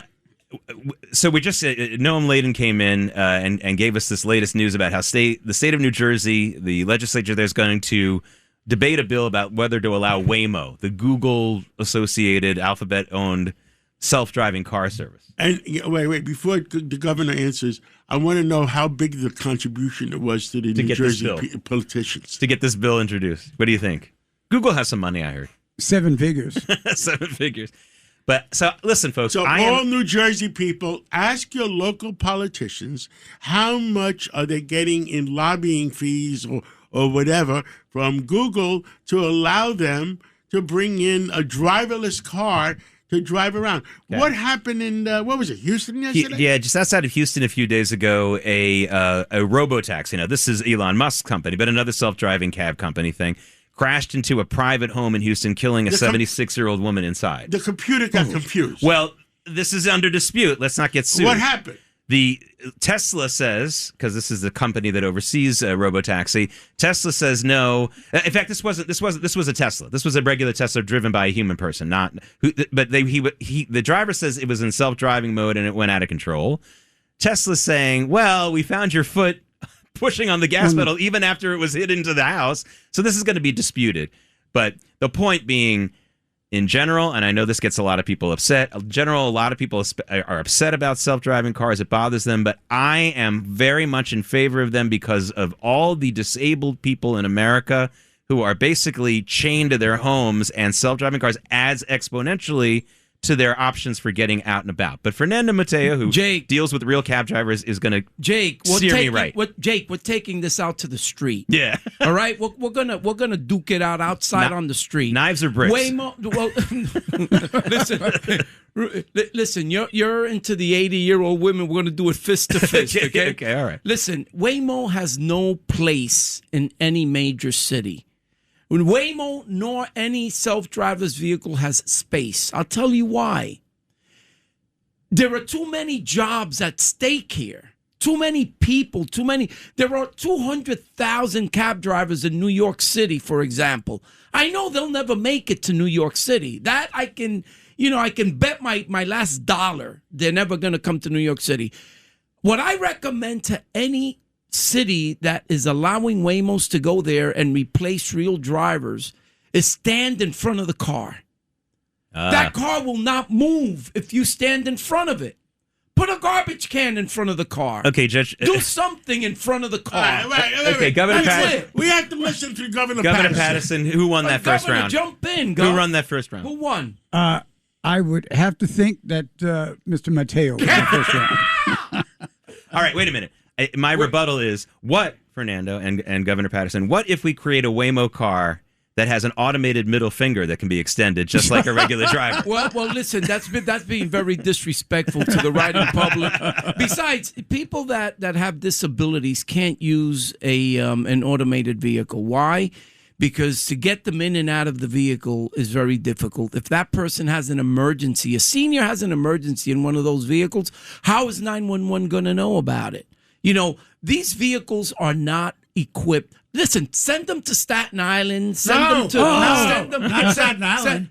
Vito will probably like them. No. Listen, send them to the suburbs. Protect Staten Island at all costs. Send them to the suburbs. I live on Long Island. I'll take them. Send them to the suburbs, but not the cities. That's all I'm saying. But Governor, I know that John wants to know more about to get a bill like this even before a legislature. It's not an easy or cheap process, is it? They're going to have to go and meet with legislators in their offices. They're going to have to go and meet with committee chairs. They're going to have to drop by a few fundraisers. And it's a lot of work. But theoretically, if they put enough in, I guess they could, get something out. I personally put enough in how much political contributions do you have to give to make it happen in New Jersey? Thank you, John. Thank you. In New Jersey? Yes. Well, I think anyone who watched Saturday Night Live knows how I feel about New Jersey. Oh, okay.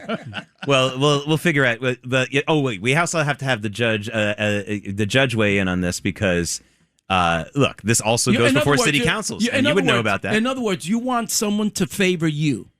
Because the governor already told you I won the first ballot. No, I think I'm going to lose this battle in this forum. You are. I know I'm going to debate it, but I'm not changing my mind. But I'm admitting that I lost this debate. Sid isn't here to back you up. I know, okay? but Judge Weinberg, this is also a city council type thing. So how does this get before a city council? They create a pilot program to let it try it out, and they say wonderful things. They say wonderful things about it. They pad the report. Then they vote the legislation authorizing it. All right. They already did a pilot in New York. Hold on. You should always, the thing I always said to lawyers appearing before me was, you should quit while you're ahead. or if you have nothing to say, don't say it. So let me tell you my opinion. I support Fernando because I'm against these self-driving cars. I think they're dangerous. Now, I know you, Jake, think that they're safer than the ordinary person driving, and we could debate that. But I don't trust technology that much. That's number one. But number two, on the break, my good friend Fernando said, it'll never get through. As my good friend, the governor, knows, never say never when it comes to what the legislative process will do and how it's going to be influenced by outside voices and money. But we know this is another funny thing about Waymo that may change minds here. I don't know if it's not, or at least it'll give you a smile. The Waymo cars won't run if the passenger door is open or any door is open. And what happens in San Francisco, where this is being used in other cities, is that people get out, they're drunk or whatever, and they forget to close the door properly. And the Waymo is literally stuck. So Waymo has created an app in San Francisco and some of these other cities where if you're just hanging around all night, you can have the app ding you on your phone and say, hey, you're 2 blocks away from a Waymo that needs the door closed. And if you close it, you get $20. So the key is hang out in the middle of some city near all the bars where people are going to forget to close the door and you might make 50, 60, $80. Let me tell you, listen, there's so many things that can go wrong. You have, God forbid, a heart attack in one of these cars. You're going to die in the car. Who's the family going to sue? They're going to sue Waymo. Why? Because Waymo didn't call 911. There's too many things that can go wrong, that will go wrong with these vehicles. And you know what? Google, you spent billions of dollars, Tesla, billions of dollars trying to put humans out of business. What are the 200,000 cab drivers going to do? And you know what pisses me off? Uber's in the game too, right? Oh, yeah. So if Uber's in the game, that means that these drivers are supporting Uber. That's going to put them out of business, right? So we need to really dig deep, Jake. Jake, listen, quit while you're ahead. Wait, the judge already said what he gave me my reasons. And the governor definitely, gave me the round. So you're out of luck. All right, it's gonna be I need a rematch. John wants to know how much are they spending? How much are the politicians putting in their pocket to approve pilot programs, because that's all it's going to be. It's going to be pilot programs. We went through that yesterday with Bonnie Brady on those windmills. And the people in New York are going to pay 200 to 300% the amount of electricity they're paying from those windmills. And my question is, if the Norway company made $1 billion, how much of a political contribution they made to Albany? It's paid. All right, it's paid to enough play. Is enough, guys. Exactly, it's paid to play with them. Governor, you were in Albany. How much of a political contribution those windmills make? They would be pretty significant at that level. In other words, it wouldn't be an easy thing to do. So you have to grease everyone's in the Assembly and the Senate in order for it to get to you, Governor? I wouldn't say that it gets to everyone in the Assembly and the Senate, because there are a lot of people committee chairs. But the committee chairs, sure, and the leaders. See, and they don't go to jail. No, and we should also talk about. Few leaders have gone to jail. No. Has anybody gone to jail? yeah. Some of the Albany people went to jail. Yeah. So, listen, let's be clear. Lobbying is protected under the First Amendment. People are allowed to make campaign contributions. What they're not allowed to do is to sell their votes for a quid pro quo. So let's not defame people who make political contributions in urging the passage or defeat of legislation. But when they get paid off for a vote or to stop a vote, then you're talking something different. Now you're talking criminal quid pro quo bribery. Well, Governor Patterson is also an expert on sports and the business of sports and things like that. And, the transparency in professional sports is something that I would love to see in politics. So you give up with Ramo. We're moving on. No, I'll say this, because we're moving on I'm still not giving up, because at the end of the day, I disagree. I still think, when I see some of the way that people drive in this city, I still think that the self-driving cars with the right tweaks will be safer than human drivers. I really do believe so. that. It's a knockout. I knocked you out in the third round. Now let's move to sports. But using a sports analogy here, you go on any one of the sports news sites and you click on a player. They will tell you exactly what their contract is for that year, who paid them, what their contract was before, where that ranks. I think we need to have a website like that for every bill that was passed in Albany and in any other state. This is the bill. Here's what was donated on one side. Here was donated on the other. And I know there are some websites that sort of do this, but not as very clearly as they do in sports. It's what Governor. I mean, a website that would really track money, not just votes. And not just lobbies, because lobbies is, they can. I want to know do it bill specific, not candidate specific. What do you think? I guess you could do that. I mean, it would certainly inform the public a lot more than it is now. It would also, I think, make the individuals who are agreeing with this idea that's come up, it would make them work harder to win approval right within the legislature itself. All right. Bill O'Reilly is about to join us for his usual Thursday visit. Sid or no Sid? We'll be right back. Sid and Friends in the morning on the Red Apple Podcast Network. Bill O'Reilly from BillO'Reilly.com. No Spin News. Very graciously joining us, even though Sid is out this week. I'm Jake Novak in for Sid. We're here with John Catsimatidis, Fernando Mateo, Judge Weinberg, former Governor David Patterson. And, Bill, we got to ask you your take. And by the way, Fernando Mateo is asking Sid to take another week off. Yeah, he wants him to take it. Yeah. He's been lobbying. He's been making contributions and lobbying for it. Yeah, we have earth, wind, and fire. Now we have smoke and water in the house. But no mirrors. No mirrors. Bill, I got to ask you, though, I mean, your take on these. You definitely addressed it in your program last night on the No Spin News, but the take on this communist overtaking of these Democrat primaries in New York and what this means, not only for New York, but for the whole country. Okay, but first I have to tell you the reason I'm here is because Sid said if I don't go on with you guys, he's going to come to my house. He's not that far from your house. He can get there. I can't have that. So here I am. Anyway, you have to, if you really want to understand what's going on in New York City, and it's going on in Los Angeles, Chicago, and San Francisco as well, the big urban centers. You've got to understand the educational system. That's where it all starts, in first, second grade. So you've got a teachers union that dominates here that is wildly left-wing. and the imposition of a curriculum that says to the urchins, you live in a bad country. The United States is slavery. It's terrible. It dropped bombs on Japan. It persecutes people. You don't have rights. You can't vote. On and on. And when children hear this constantly, all right, they form attitudes about their country because they don't have any balance. All right, the unions ram in principals, assistant principals, who then hire teachers who are very left-wing. That's where it starts. And so that when these kids go into high school and then get out of school and look for jobs, many of them do not change their opinion of the country. So you have, for Mamdani, a constituency there, okay? So they like him. They believe him. And we're talking about the rank and file, the kids who went through the public school system. And they think America is bad. So we have to have a huge change.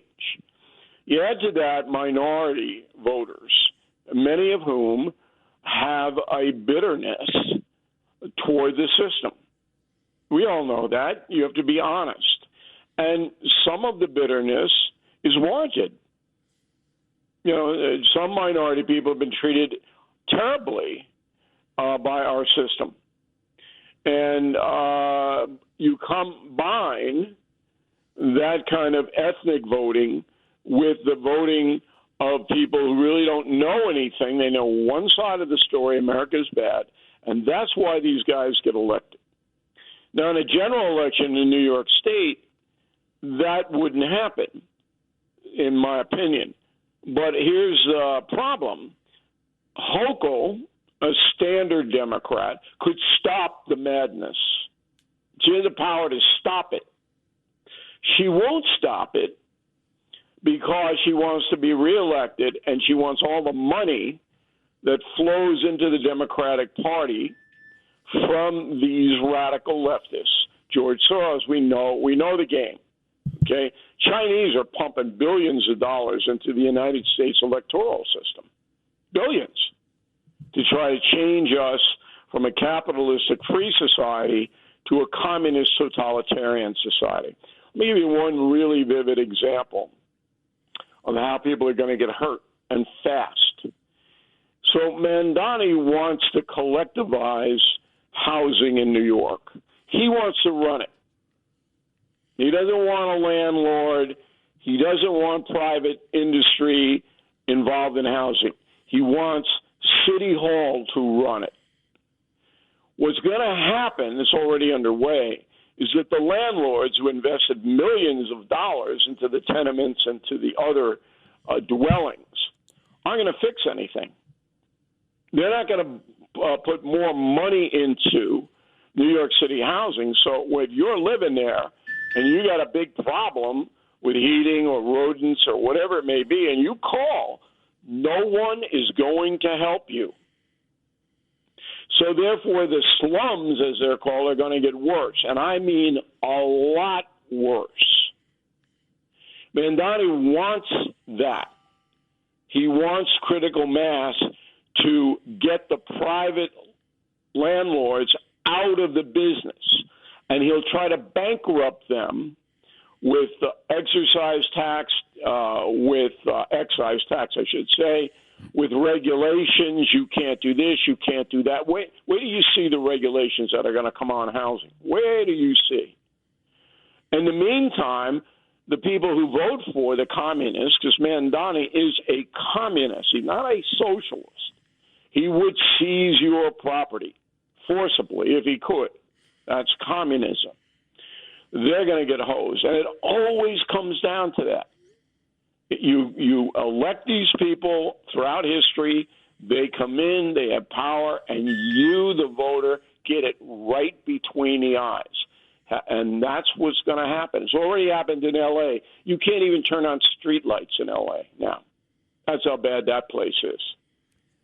Bill O'Reilly, you mentioned housing, and we had this housing bill, this bipartisan housing bill, and, we can be very scrutinizing of it and whether it's really going to do much. I do like the idea that at least it's marketed as improving supply. Everything is supply and demand. Everything else is smoke and mirrors. But President Trump abruptly canceling the signing ceremony or saying he's not going to sign it until he gets the Save America Act passed. And John Catsimatidis and I think that's a good strategic move. We don't have anything if we don't have vote integrity in this country. But Judge Weinberg and former Governor Patterson think, no, he should have taken the W on this so that in the midterms, the Democrats can't say this is a do-nothing Congress and a do-nothing president. Where do you stand on this? Well, I think that I would have taken the deal and signed the legislation because that connects me more with the voters and the Republican Party. But at the same time, you don't have to throw the Save America Act down the drain. Now, symbolically, every American should want the Constitution upheld, okay? And the Constitution says you have to be an American citizen to cast a ballot. Now, the communists and the left are trying to get around that, saying, no, we're going to have local elections, and the Constitution doesn't apply to that, which is a bunch of garbage, and they'll lose all day long. Okay, but at this point in history, what the Republican Party has to do is become more accessible to the voters, because the voters are blaming the Republicans for a whole bunch of stuff, like the Iran war and on and on and on and on. So I probably would have taken the housing thing, got it into motion, but then go back. And here's my question about the Voter Integrity Act. Who's opposed to that? Who's opposed to upholding the Constitution and not having foreign nationals vote? I'll tell you who. Democrats. The radical Democrats. In New York City, the three Congress people, and you can't get more radical than them. You can't. They're communists, all right? They won the election because, in my opinion, because 48% of working people in New York City were born overseas. 48%. And that's increased substantially in the last 5 years since President Biden allowed them in. And that's how Mondami won the election last year. And since Mayor Adams, we gave these people rewards to come in. We gave them $400 a day hotel rooms. Gift we cards. gave them free cell phones. We gave them free food. And some of them didn't even like the food. We do what we do best in America. Give, and give. Bill, this is Fernando But it Mateo. goes beyond that because the 48%, and I'm generalizing now because there are some migrants who know the country better than I do. And my experience is I run 3 corporations. Migrants are very hardworking people. That being said, I would say the majority of people who Biden let in the open border catastrophe that were then nurtured by the city and state of New York have no attachment to American tradition. None. Bill, this is You're going to vote for the person, the politician who promises to give them the most stuff. That's what's happening.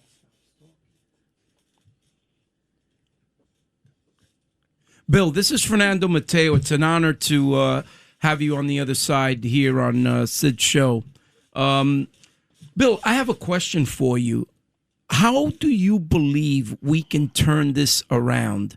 We know that people that are 40, 50, 60, 70 years old have stopped coming out to vote. The people that were elected that Mondami supported all were from minority communities, and only 10% of the people came out to vote, most of them being white and crazy.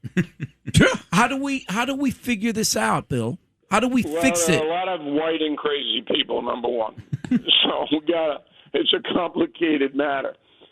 The way I I have a new book coming out in September called Confronting America, What Has to Change. And here's how you can change it.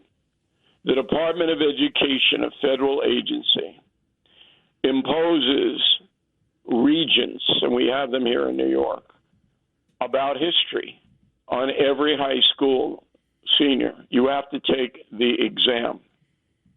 And the exam centers on traditional America. What was the Civil War? How did the Revolutionary War end? Those kinds of things. Therefore, the teachers and the principals who are now undermining the system and not teaching factual information would be forced to teach factual information unless they wanted to be embarrassed and have the test scores be terrible, and then they face local scrutiny. And they can also face federal scrutiny. You can go in and you can say, this school is not operating the way it should because it's getting public money. It has to start there. That's where you have to change it in the schools, because you're not going to be able to do it on television or party politics or anything like that. You're not going to be able to do it. But you have to raise the level of awareness. Who are we? How did America become the most powerful nation on earth? What is our system? Because these are questions that kids in high school cannot answer. And it has to be imposed. Bill O'Reilly, by the way, the book, again, for those of you who heard it, didn't get the whole title, Confronting America, What Has to Change, going to be available in September. September 15th. September 15th. So and they're going to chase me out of the country. You know that. So I only have a few more weeks. And because I really, really go into here is why don't we give it out? I'll buy a zillion copies or give it out at the gala, the WABC gala we're having on September 11th. I like the word zillion. I like that word. We'll work it out, John. Thank you. You've always been very generous to me. Well, listen, we all fight for America, and we all love people that fight for America. Bill, on the other hand, I need some books donated for me so that I can give them away to the listeners of the No Excuses with Fernando Mateo every Sunday between 6 and 7. I'm here on WABC Radio. I want to give the book away. Announcement. I'm telling you. And please, Bill, listen to my show. I'd like to hear your feedback.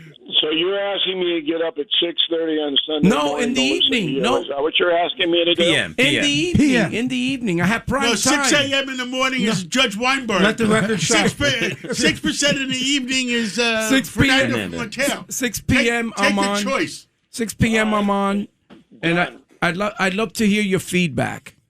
Done. Well, Bill O'Reilly, thank you for everything you do, and God bless you. God bless America, and let's catch up again real soon. Thanks for having me. Okay. Thank you. Let's take a break, and we got a lot more to talk about. Sid and Friends in the morning on the Red Apple Podcast Network. Joining us, of course, as always, in this Katz & Company takeover, John Katz-Mattini is our owner-operator. Fernando Mateo, host of No Excuses with Fernando Mateo at 6 p.m. Sunday nights. Judge Richard Weinberg, and, of course, joining us today, former Governor David Paterson, who's also my partner on the Left versus the Right every Saturday at 3 p.m. as and long don't as we're promoting forget, shows. Let the Record Show, 6 to 7 every Sunday morning. And which gets a great lead in from my show, The News Hour. At 6 a.m. or 6 p.m. That's right. You can't go wrong. Stay up all day. And the governor on 3 o'clock on Saturday afternoon. That's right. Correct. But it doesn't matter, 6 a.m., 6 p.m. I have the best time because people are coming back into the city between 6 and 7. Oh, yeah, and they're listening on the radio. Yeah, That's and they're right. listening, absolutely. So if I went on the Long Island Expressway at the inbound at 6 p.m., which is a parking lot, no I could excuses. say, we could just say no excuses. But speaking of help from our friends, we've got an oil business guy expert here in John Katz-Matthides. We're looking at oil, U.S. light sweet crude, it's hard to say, WTI, West Texas Intermediate, trading at the $69 barrel level, so close to your $65 barrel level prediction. And we're also seeing the national average of gasoline down to $3.91. So we are now down just 83 cents more. It's 83 cents more than what it was or something like that, close to that, where we were on the day that the war started. But, John, I have to say, usually oil comes down fast because it's a more speculative market, and then the gasoline prices come down a lot slower. Actually, in my opinion, gasoline prices have been coming down pretty fast, considering. Well, I mean, I was on Maria Bartiromo's show. We talked about oil about a week ago, 10 days ago. And the fact is, I predicted $55 to $65 oil. 65? Well, it's 69 right now. So, I mean, I've been more right than wrong all along for the last 2-3 years, and it's going to go down. And the price of gasoline, if things keep going with Iran the way they're going, I think you're going to have gasoline under $3 a gallon. Right. I mean, we're only 91 cents and counting, and it has come down already. We were at $3.50. We were at $4.56. I think that was the high during the war period. So we're already down 65 cents from like a month ago. Well, Jake, what happens is if you buy oil at a high price and you have it in inventory, you can't just lower the price because the barrel, went down. You've got to wait until you deplete that. No, I know it doesn't happen. It just goes down because it is what it is. In the same way, on the other side of midnight, when oil goes up, the gas station's raising. Right. So it's, but at the end of the year, it's the average. It comes out the average. By the way, last night, me and the judge, we had on a very, very, a congresswoman from Miami that's really hot stuff. She is really powerful. Let me guess who it was. Let me guess. No, you blew my cover. I know. As soon as you said beautiful lady, congresswoman from South Florida, and she's I tough. knew it was Salazar. I know her. I met her. We have that tape from last night. Yeah, let's hear it. Let's hear it. Joining us now is Congresswoman Maria Salazar from the great state of Florida. And sadly, Congresswoman, I think you're going to have a lot more Florida residents after last night's election here in New York with the socialists. Unfortunately, and wonderful always to be with you, Rita. And it's very worrisome what's happening here. The word socialism, if it attracts one vote, it's a very major danger for the future of the republic. So in Florida, I represent the Cuban exile community. The word socialism is scary. Yeah, it definitely is. And explain to people, you see these young people, and I see a lot of them in New York walking around with like Che Guevara shirts on and thinking, oh, it's so cool. If they only knew what real socialism looks like. That is the problem. That is the problem. That perception is reality. According to them, Che Guevara was this hero that he wanted to help the poor people and he wanted to liberate the Cubans from oppression. In reality, he was just a murderer who destroyed the island along with Fidel Castro. The problem we have in this country is the abundance and the lack of points of reference. Everyone who votes for socialism believes that they are embracing a very noble cause. And what they're doing is that they're voting to have free stuff. They have not understood that there is no free lunch.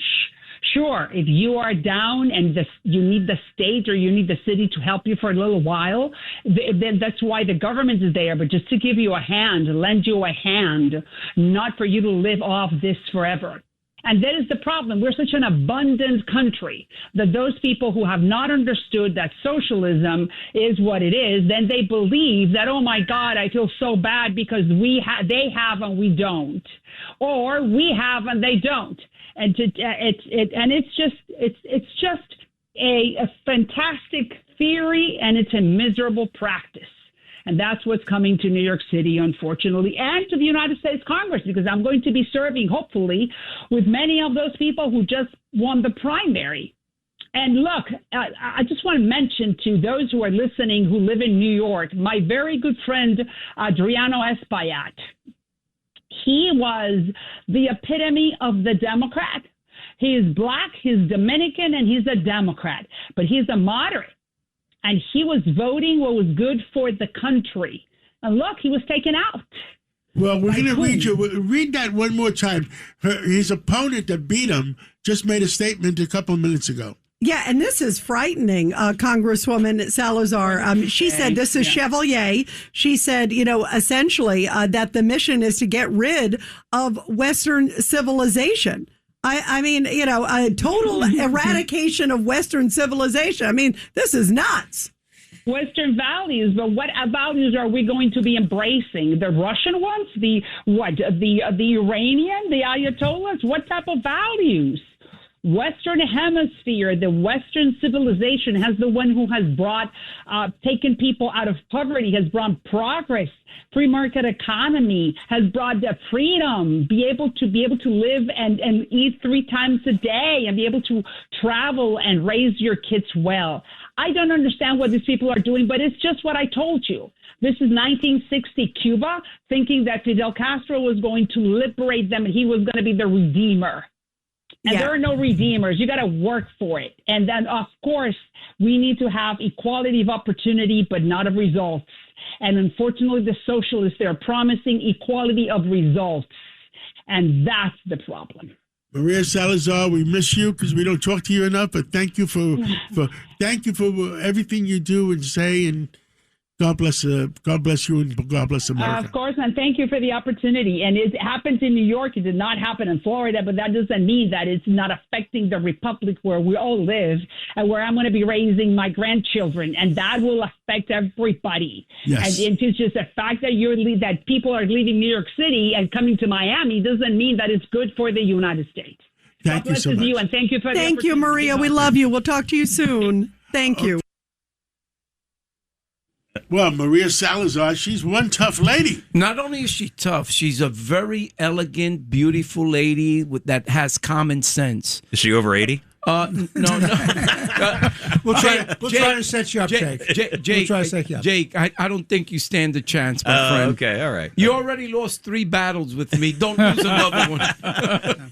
But all kidding aside, it's good to hear. I'm sorry, it's good to hear we have some members of Congress who are on the younger side, who are not crazy, who are common sense. She understands the Cuban experience. Yeah. That's why. That's she understands what socialism, communism really means. Promise everything, then have a dictatorship, kill your enemies, exploit everybody else, and the guys at the top live well, and everyone else lose in misery. And the point about Fidel Castro was right on target.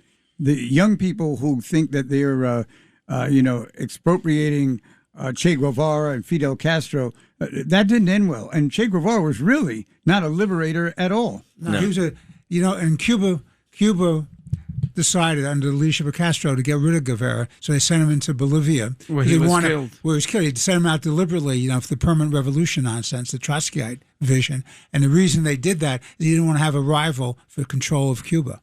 And he saw that Guevara was very charismatic and he would be a threat to Castro's leadership. Right. So they were allies. Then Castro talked to them until they were not. It was no longer convenient. Yeah. And so off Guevara went to Bolivia, and then he died. I'll tell you, every time I talk to her, I enjoy talking to her. She's one tough lady. And, she was on in Venezuela, she was on the side of the other person that was elected president of Venezuela. And Trump didn't go that direction. Yeah. And he's faded, actually. He hasn't been heard of, or he's not involved. I don't think he's that involved anymore. The two opposition person leaders who in actually Venezuela won the presidency. We have to take a break. Was a woman. We have to take a break. First there was a man, and there was a woman. Both of them disappeared from center stage. We have to take a break here on Sid and Friends in the morning. We'll talk about the Venezuela situation again when we come back. Sid and Friends in the morning on the Red Apple Podcast Network. I lost the debate with Fernando, and I preemptively listen. We're coming to the end of the takeover, and you are going out really losing. Yeah, Jake. I will say this though: our thoughts are with her because she is going through this. I know for sure. Sorry about that. She is going through some serious health problems. Born in 1946, her birthday's coming up July 15th, so she will be 80. She'll be 80. Can we get him on WABC? Can we get her? I don't know, because again, she is going through some serious health problems. But as I was saying before, I was correctly corrected. She came through with a voice-driven act at a time when disco was rising, and the voice, singing prowess was not as valuable, and she really made something out of it. Wow!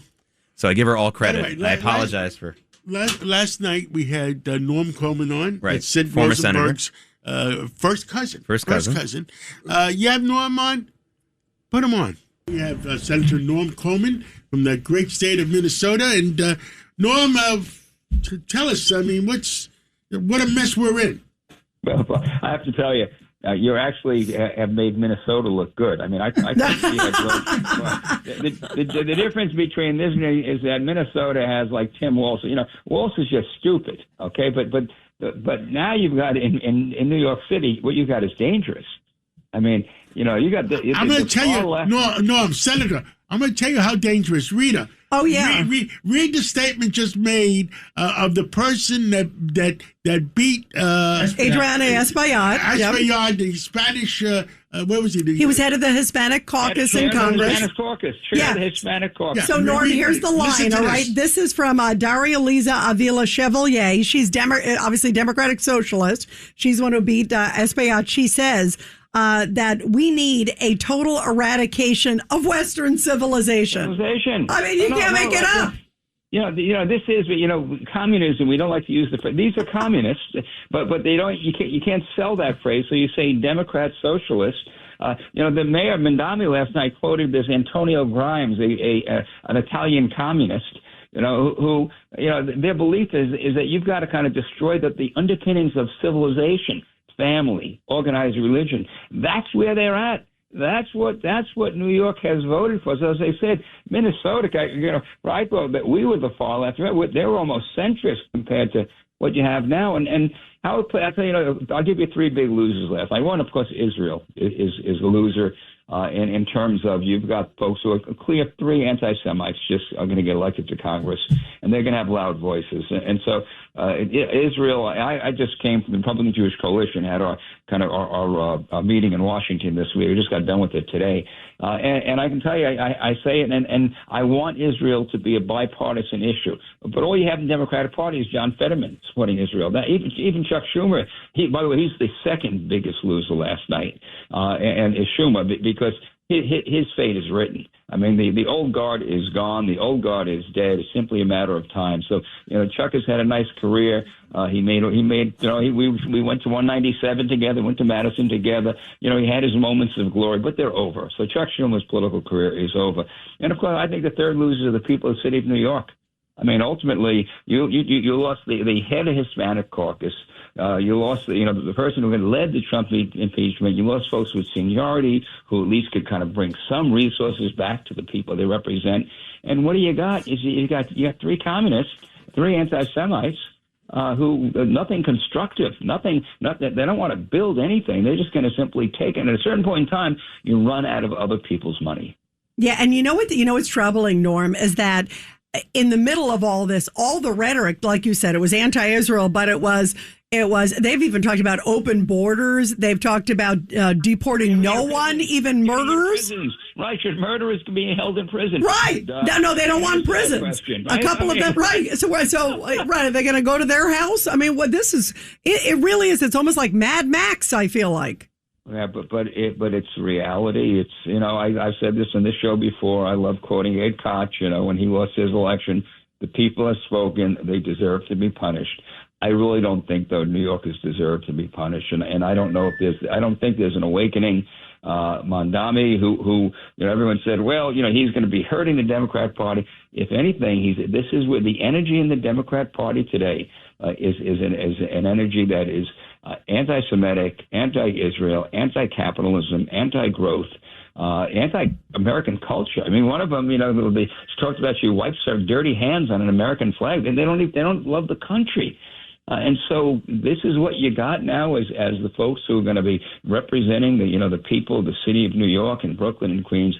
I think it's a very sad state of, as I said, I thought Minnesota had kind of veered way to the left, but now I have to kind of readjust my calibrations because we're off the playing field right now in terms of how far left this is. Governor Pataki, any response to Norm Coleman, who's from Minnesota, but is really a Brooklyn guy? He's really from New York, I know. Senator, nice talking to you again. And I just think he hit it right on the head. It's a disaster. Anytime you can make Minnesota look good, you're doing something horribly wrong. My one correction where you were saying how New York is going to suffer, the problem is a lot of these people are going down to Washington. And because of that, I fear our country's going to suffer. And we just have to stick to our guns, get decent candidates, and tell good Democrats that they need to look at the Republican candidate because their party is nominating lunatics. And the days of the Steny Hoyers and the folks who I could disagree with, but I could have a rational discussion with, those days are over. John Kennedy, the Senator Kennedy from Louisiana, said, there's a reason for everything. Sometimes the reason is that you're stupid and you make bad decisions. The people yesterday, some bad decisions were made in the Democrat primaries, and you're right, Governor. That's going to have repercussions, not just in New York, which will suffer. You're going to lose the ability of folks who really were serving. You wanted to get some things done. I disagree with them. Wanted to get things done, but in the end, I think the country suffers by the wide partisan divide, and again, the virulent anti-Semitism. Mandami, speaks out about AIPAC. He's really talking about Jews. That's just. And I think, by the way, one of the Democrat congressmen, one of those guys, kind of said that literally last night. You could replace AIPAC. He was talking about Jews, and so as a Jew who was born in Brooklyn, who was a Democrat. I switched parties. I didn't switch a single position. My party, and this was in 1996, moved to the left. Well, now my party is in a different zone. They're in a different dimension. My old party, a different warp speed where we've gone to a different universe. And so, sad state of affairs, but you're right. It's not just New York City. The nation is going to be impacted by this. Yep. Senator Norm Coleman, keep fighting for America. Keep fighting for, and we'll catch up with you again real soon. Always a pleasure, team. Thank you. A pleasure. Thank you. 9:45 a.m. live here. Sid and Friends in the morning, 9:45 a.m. The Dow is open, by the way. The markets are open. The Dow up 300 points, and I think the Nasdaq's up quite a bit more than that. We'll talk a little bit about that. And President Trump laying down the gauntlet to the oil companies, accusing them of gouging. We'll get John's opinion on that and the group's opinion when we come back. Sid and Friends in the morning on the Red Apple Podcast Network. I apologize again, and no one asked me to do that, by the way. I'm just personally mortified. Well, you're rather apologize to me about the Waymo thing. Well, I don't have to apologize. You won. You won the debate. There's no apologies needed. You didn't do anything. I didn't do anything wrong. I just was incorrect. Jake, just say I'm wrong. It was a very important, as Aldous Huxley would have taught us, it was point counterpoint. That's right. There you go. And it was very well done by both you gentlemen, and Governor Patterson and I voted the right way. Yes. Thank you, Judge. Thank you, Governor. I would have voted the same way. Yes. But let's talk a little bit about a developing story. John stood out of the argument. Yeah. He John's didn't smart. get involved. And John is like head coach Landry. It's good when the players fight amongst each other, and then on Sunday they'll have it. I'm disappointed. We only got 7 minutes left to the show. I am pissed. But we have a whole day tomorrow. We have to come back tomorrow. Me and you are working at 5 o'clock along with Governor Patterson. Yeah. Right. Yes. Matteo's going home. Another half day. You know what? I must say, listen, before we leave today, I want to let Sid know that if he wants another week's vacation, I will pay for your vacation. Tell me how much it is. I'll write you a check. Please don't destroy Earth, Wind, and Fire. Please. No. Oh, By the way, Fernando, I meant to ask because I hadn't heard. What's the name of your show on WABC? Yes, please. For those of you that haven't heard it, it's Fernando Mateo, No Excuses, Sunday evenings between 6 p.m. and p.m. And Judge Weinberg, Let the Record Show, 6 a.m. Sunday morning. So and the left versus the right, 6 a.m. or 6 p.m. And the left versus the right with Jake Novak and Governor David Patterson Saturday at 3 p.m. And the NewsHour Weekend Edition at 5 a.m. Saturday and Sunday. And Let the Record Show, no self-promotion here. That's right. Yeah, but listen, No Excuses is going to be on fire. Yeah. On fire. Listen, we have enough time to hit a real issue this though. Sunday. President Trump accusing the oil companies of price gouging. Now, I understand President Trump's frustration because the oil prices have been falling precipitously. We're toggling between $69 and $70 a barrel all day, all morning. We're at $3.91 for a national average of a regular gallon of gasoline. I actually think that gasoline prices have been coming down pretty fast considering the usual lag. I spoke to the president in the price of gasoline and the price of crude oil in North America had no reason to go up. We had zero shortages. Mm-hmm. I mean, it's the oil companies, the big oil, following big oil in Europe and Asia. I mean, which is wrong, and I can understand his frustration, and they did help him out in Venezuela. They're going to help him out maybe in St. Croix. But look, it is what it is. But America is doing great. Don't forget, the price of gasoline is going to go down. Crude oil is going down. Interest rates are going to go down. And the stock market is at 52,000. The Dow, I predicted 60,000 by December 31, 2026. And the amount of industry, the trillions of dollars of new factories that are going to be opening up in America is not factored into those numbers yet. And we're at 4.37% on the 10-year yield. I don't want to get too technical with you folks, but that's what's tied to mortgages. Is down to 4.37 now. Yeah. It's a lot down from yesterday and the day before, and that is the number one factor in how mortgages are set. There's some other factors as well, but when the 10-year yield is going down, for those of you who want to make this about consumers and mom and pop stuff, when the 10-year yield goes down, your mortgage rates are likely to go down as well, and we need real estate to get hot in this country. I mean, my goodness. We need everything to get hot in this country. You know, the president's doing his job. I don't think the message is really getting to the people the way it should. But the president has all the rights to be upset because he did his part. As John said, gas should have never gone up.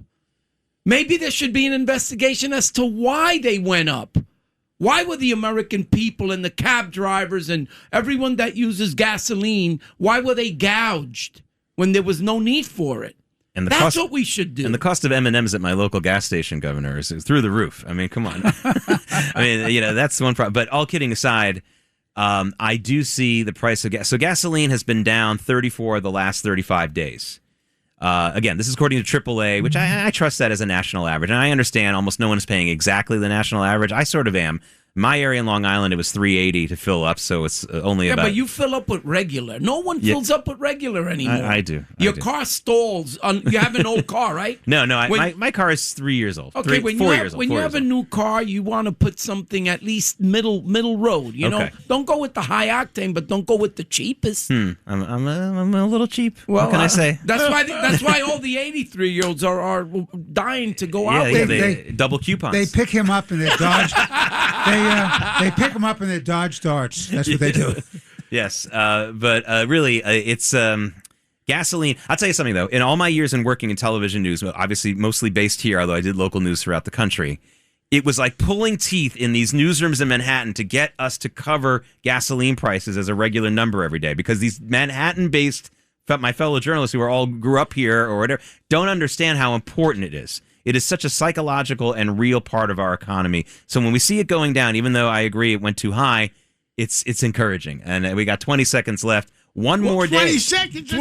That's it. Wait, let me promote No Excuses with Fernando Mateo. We have a Sundays between 6 and 7. And we can do it for 4 hours tomorrow morning. Tomorrow's show. I want to get my last few seconds in. We'll be back tomorrow morning, 6 a.m. Thanks for listening to Sid and Friends in the Morning. You can hear Sid and Friends in the Morning weekday mornings at 6. If you like the podcast, share it with your friends and listen anytime at WABCRadio.com and download the WABC Radio app. Hit that subscribe button on all major podcast platforms. Plus, follow WABC on social on Instagram, TikTok, Facebook, and X. See you next time for a new episode so you never have to wonder. What the heck is going on here?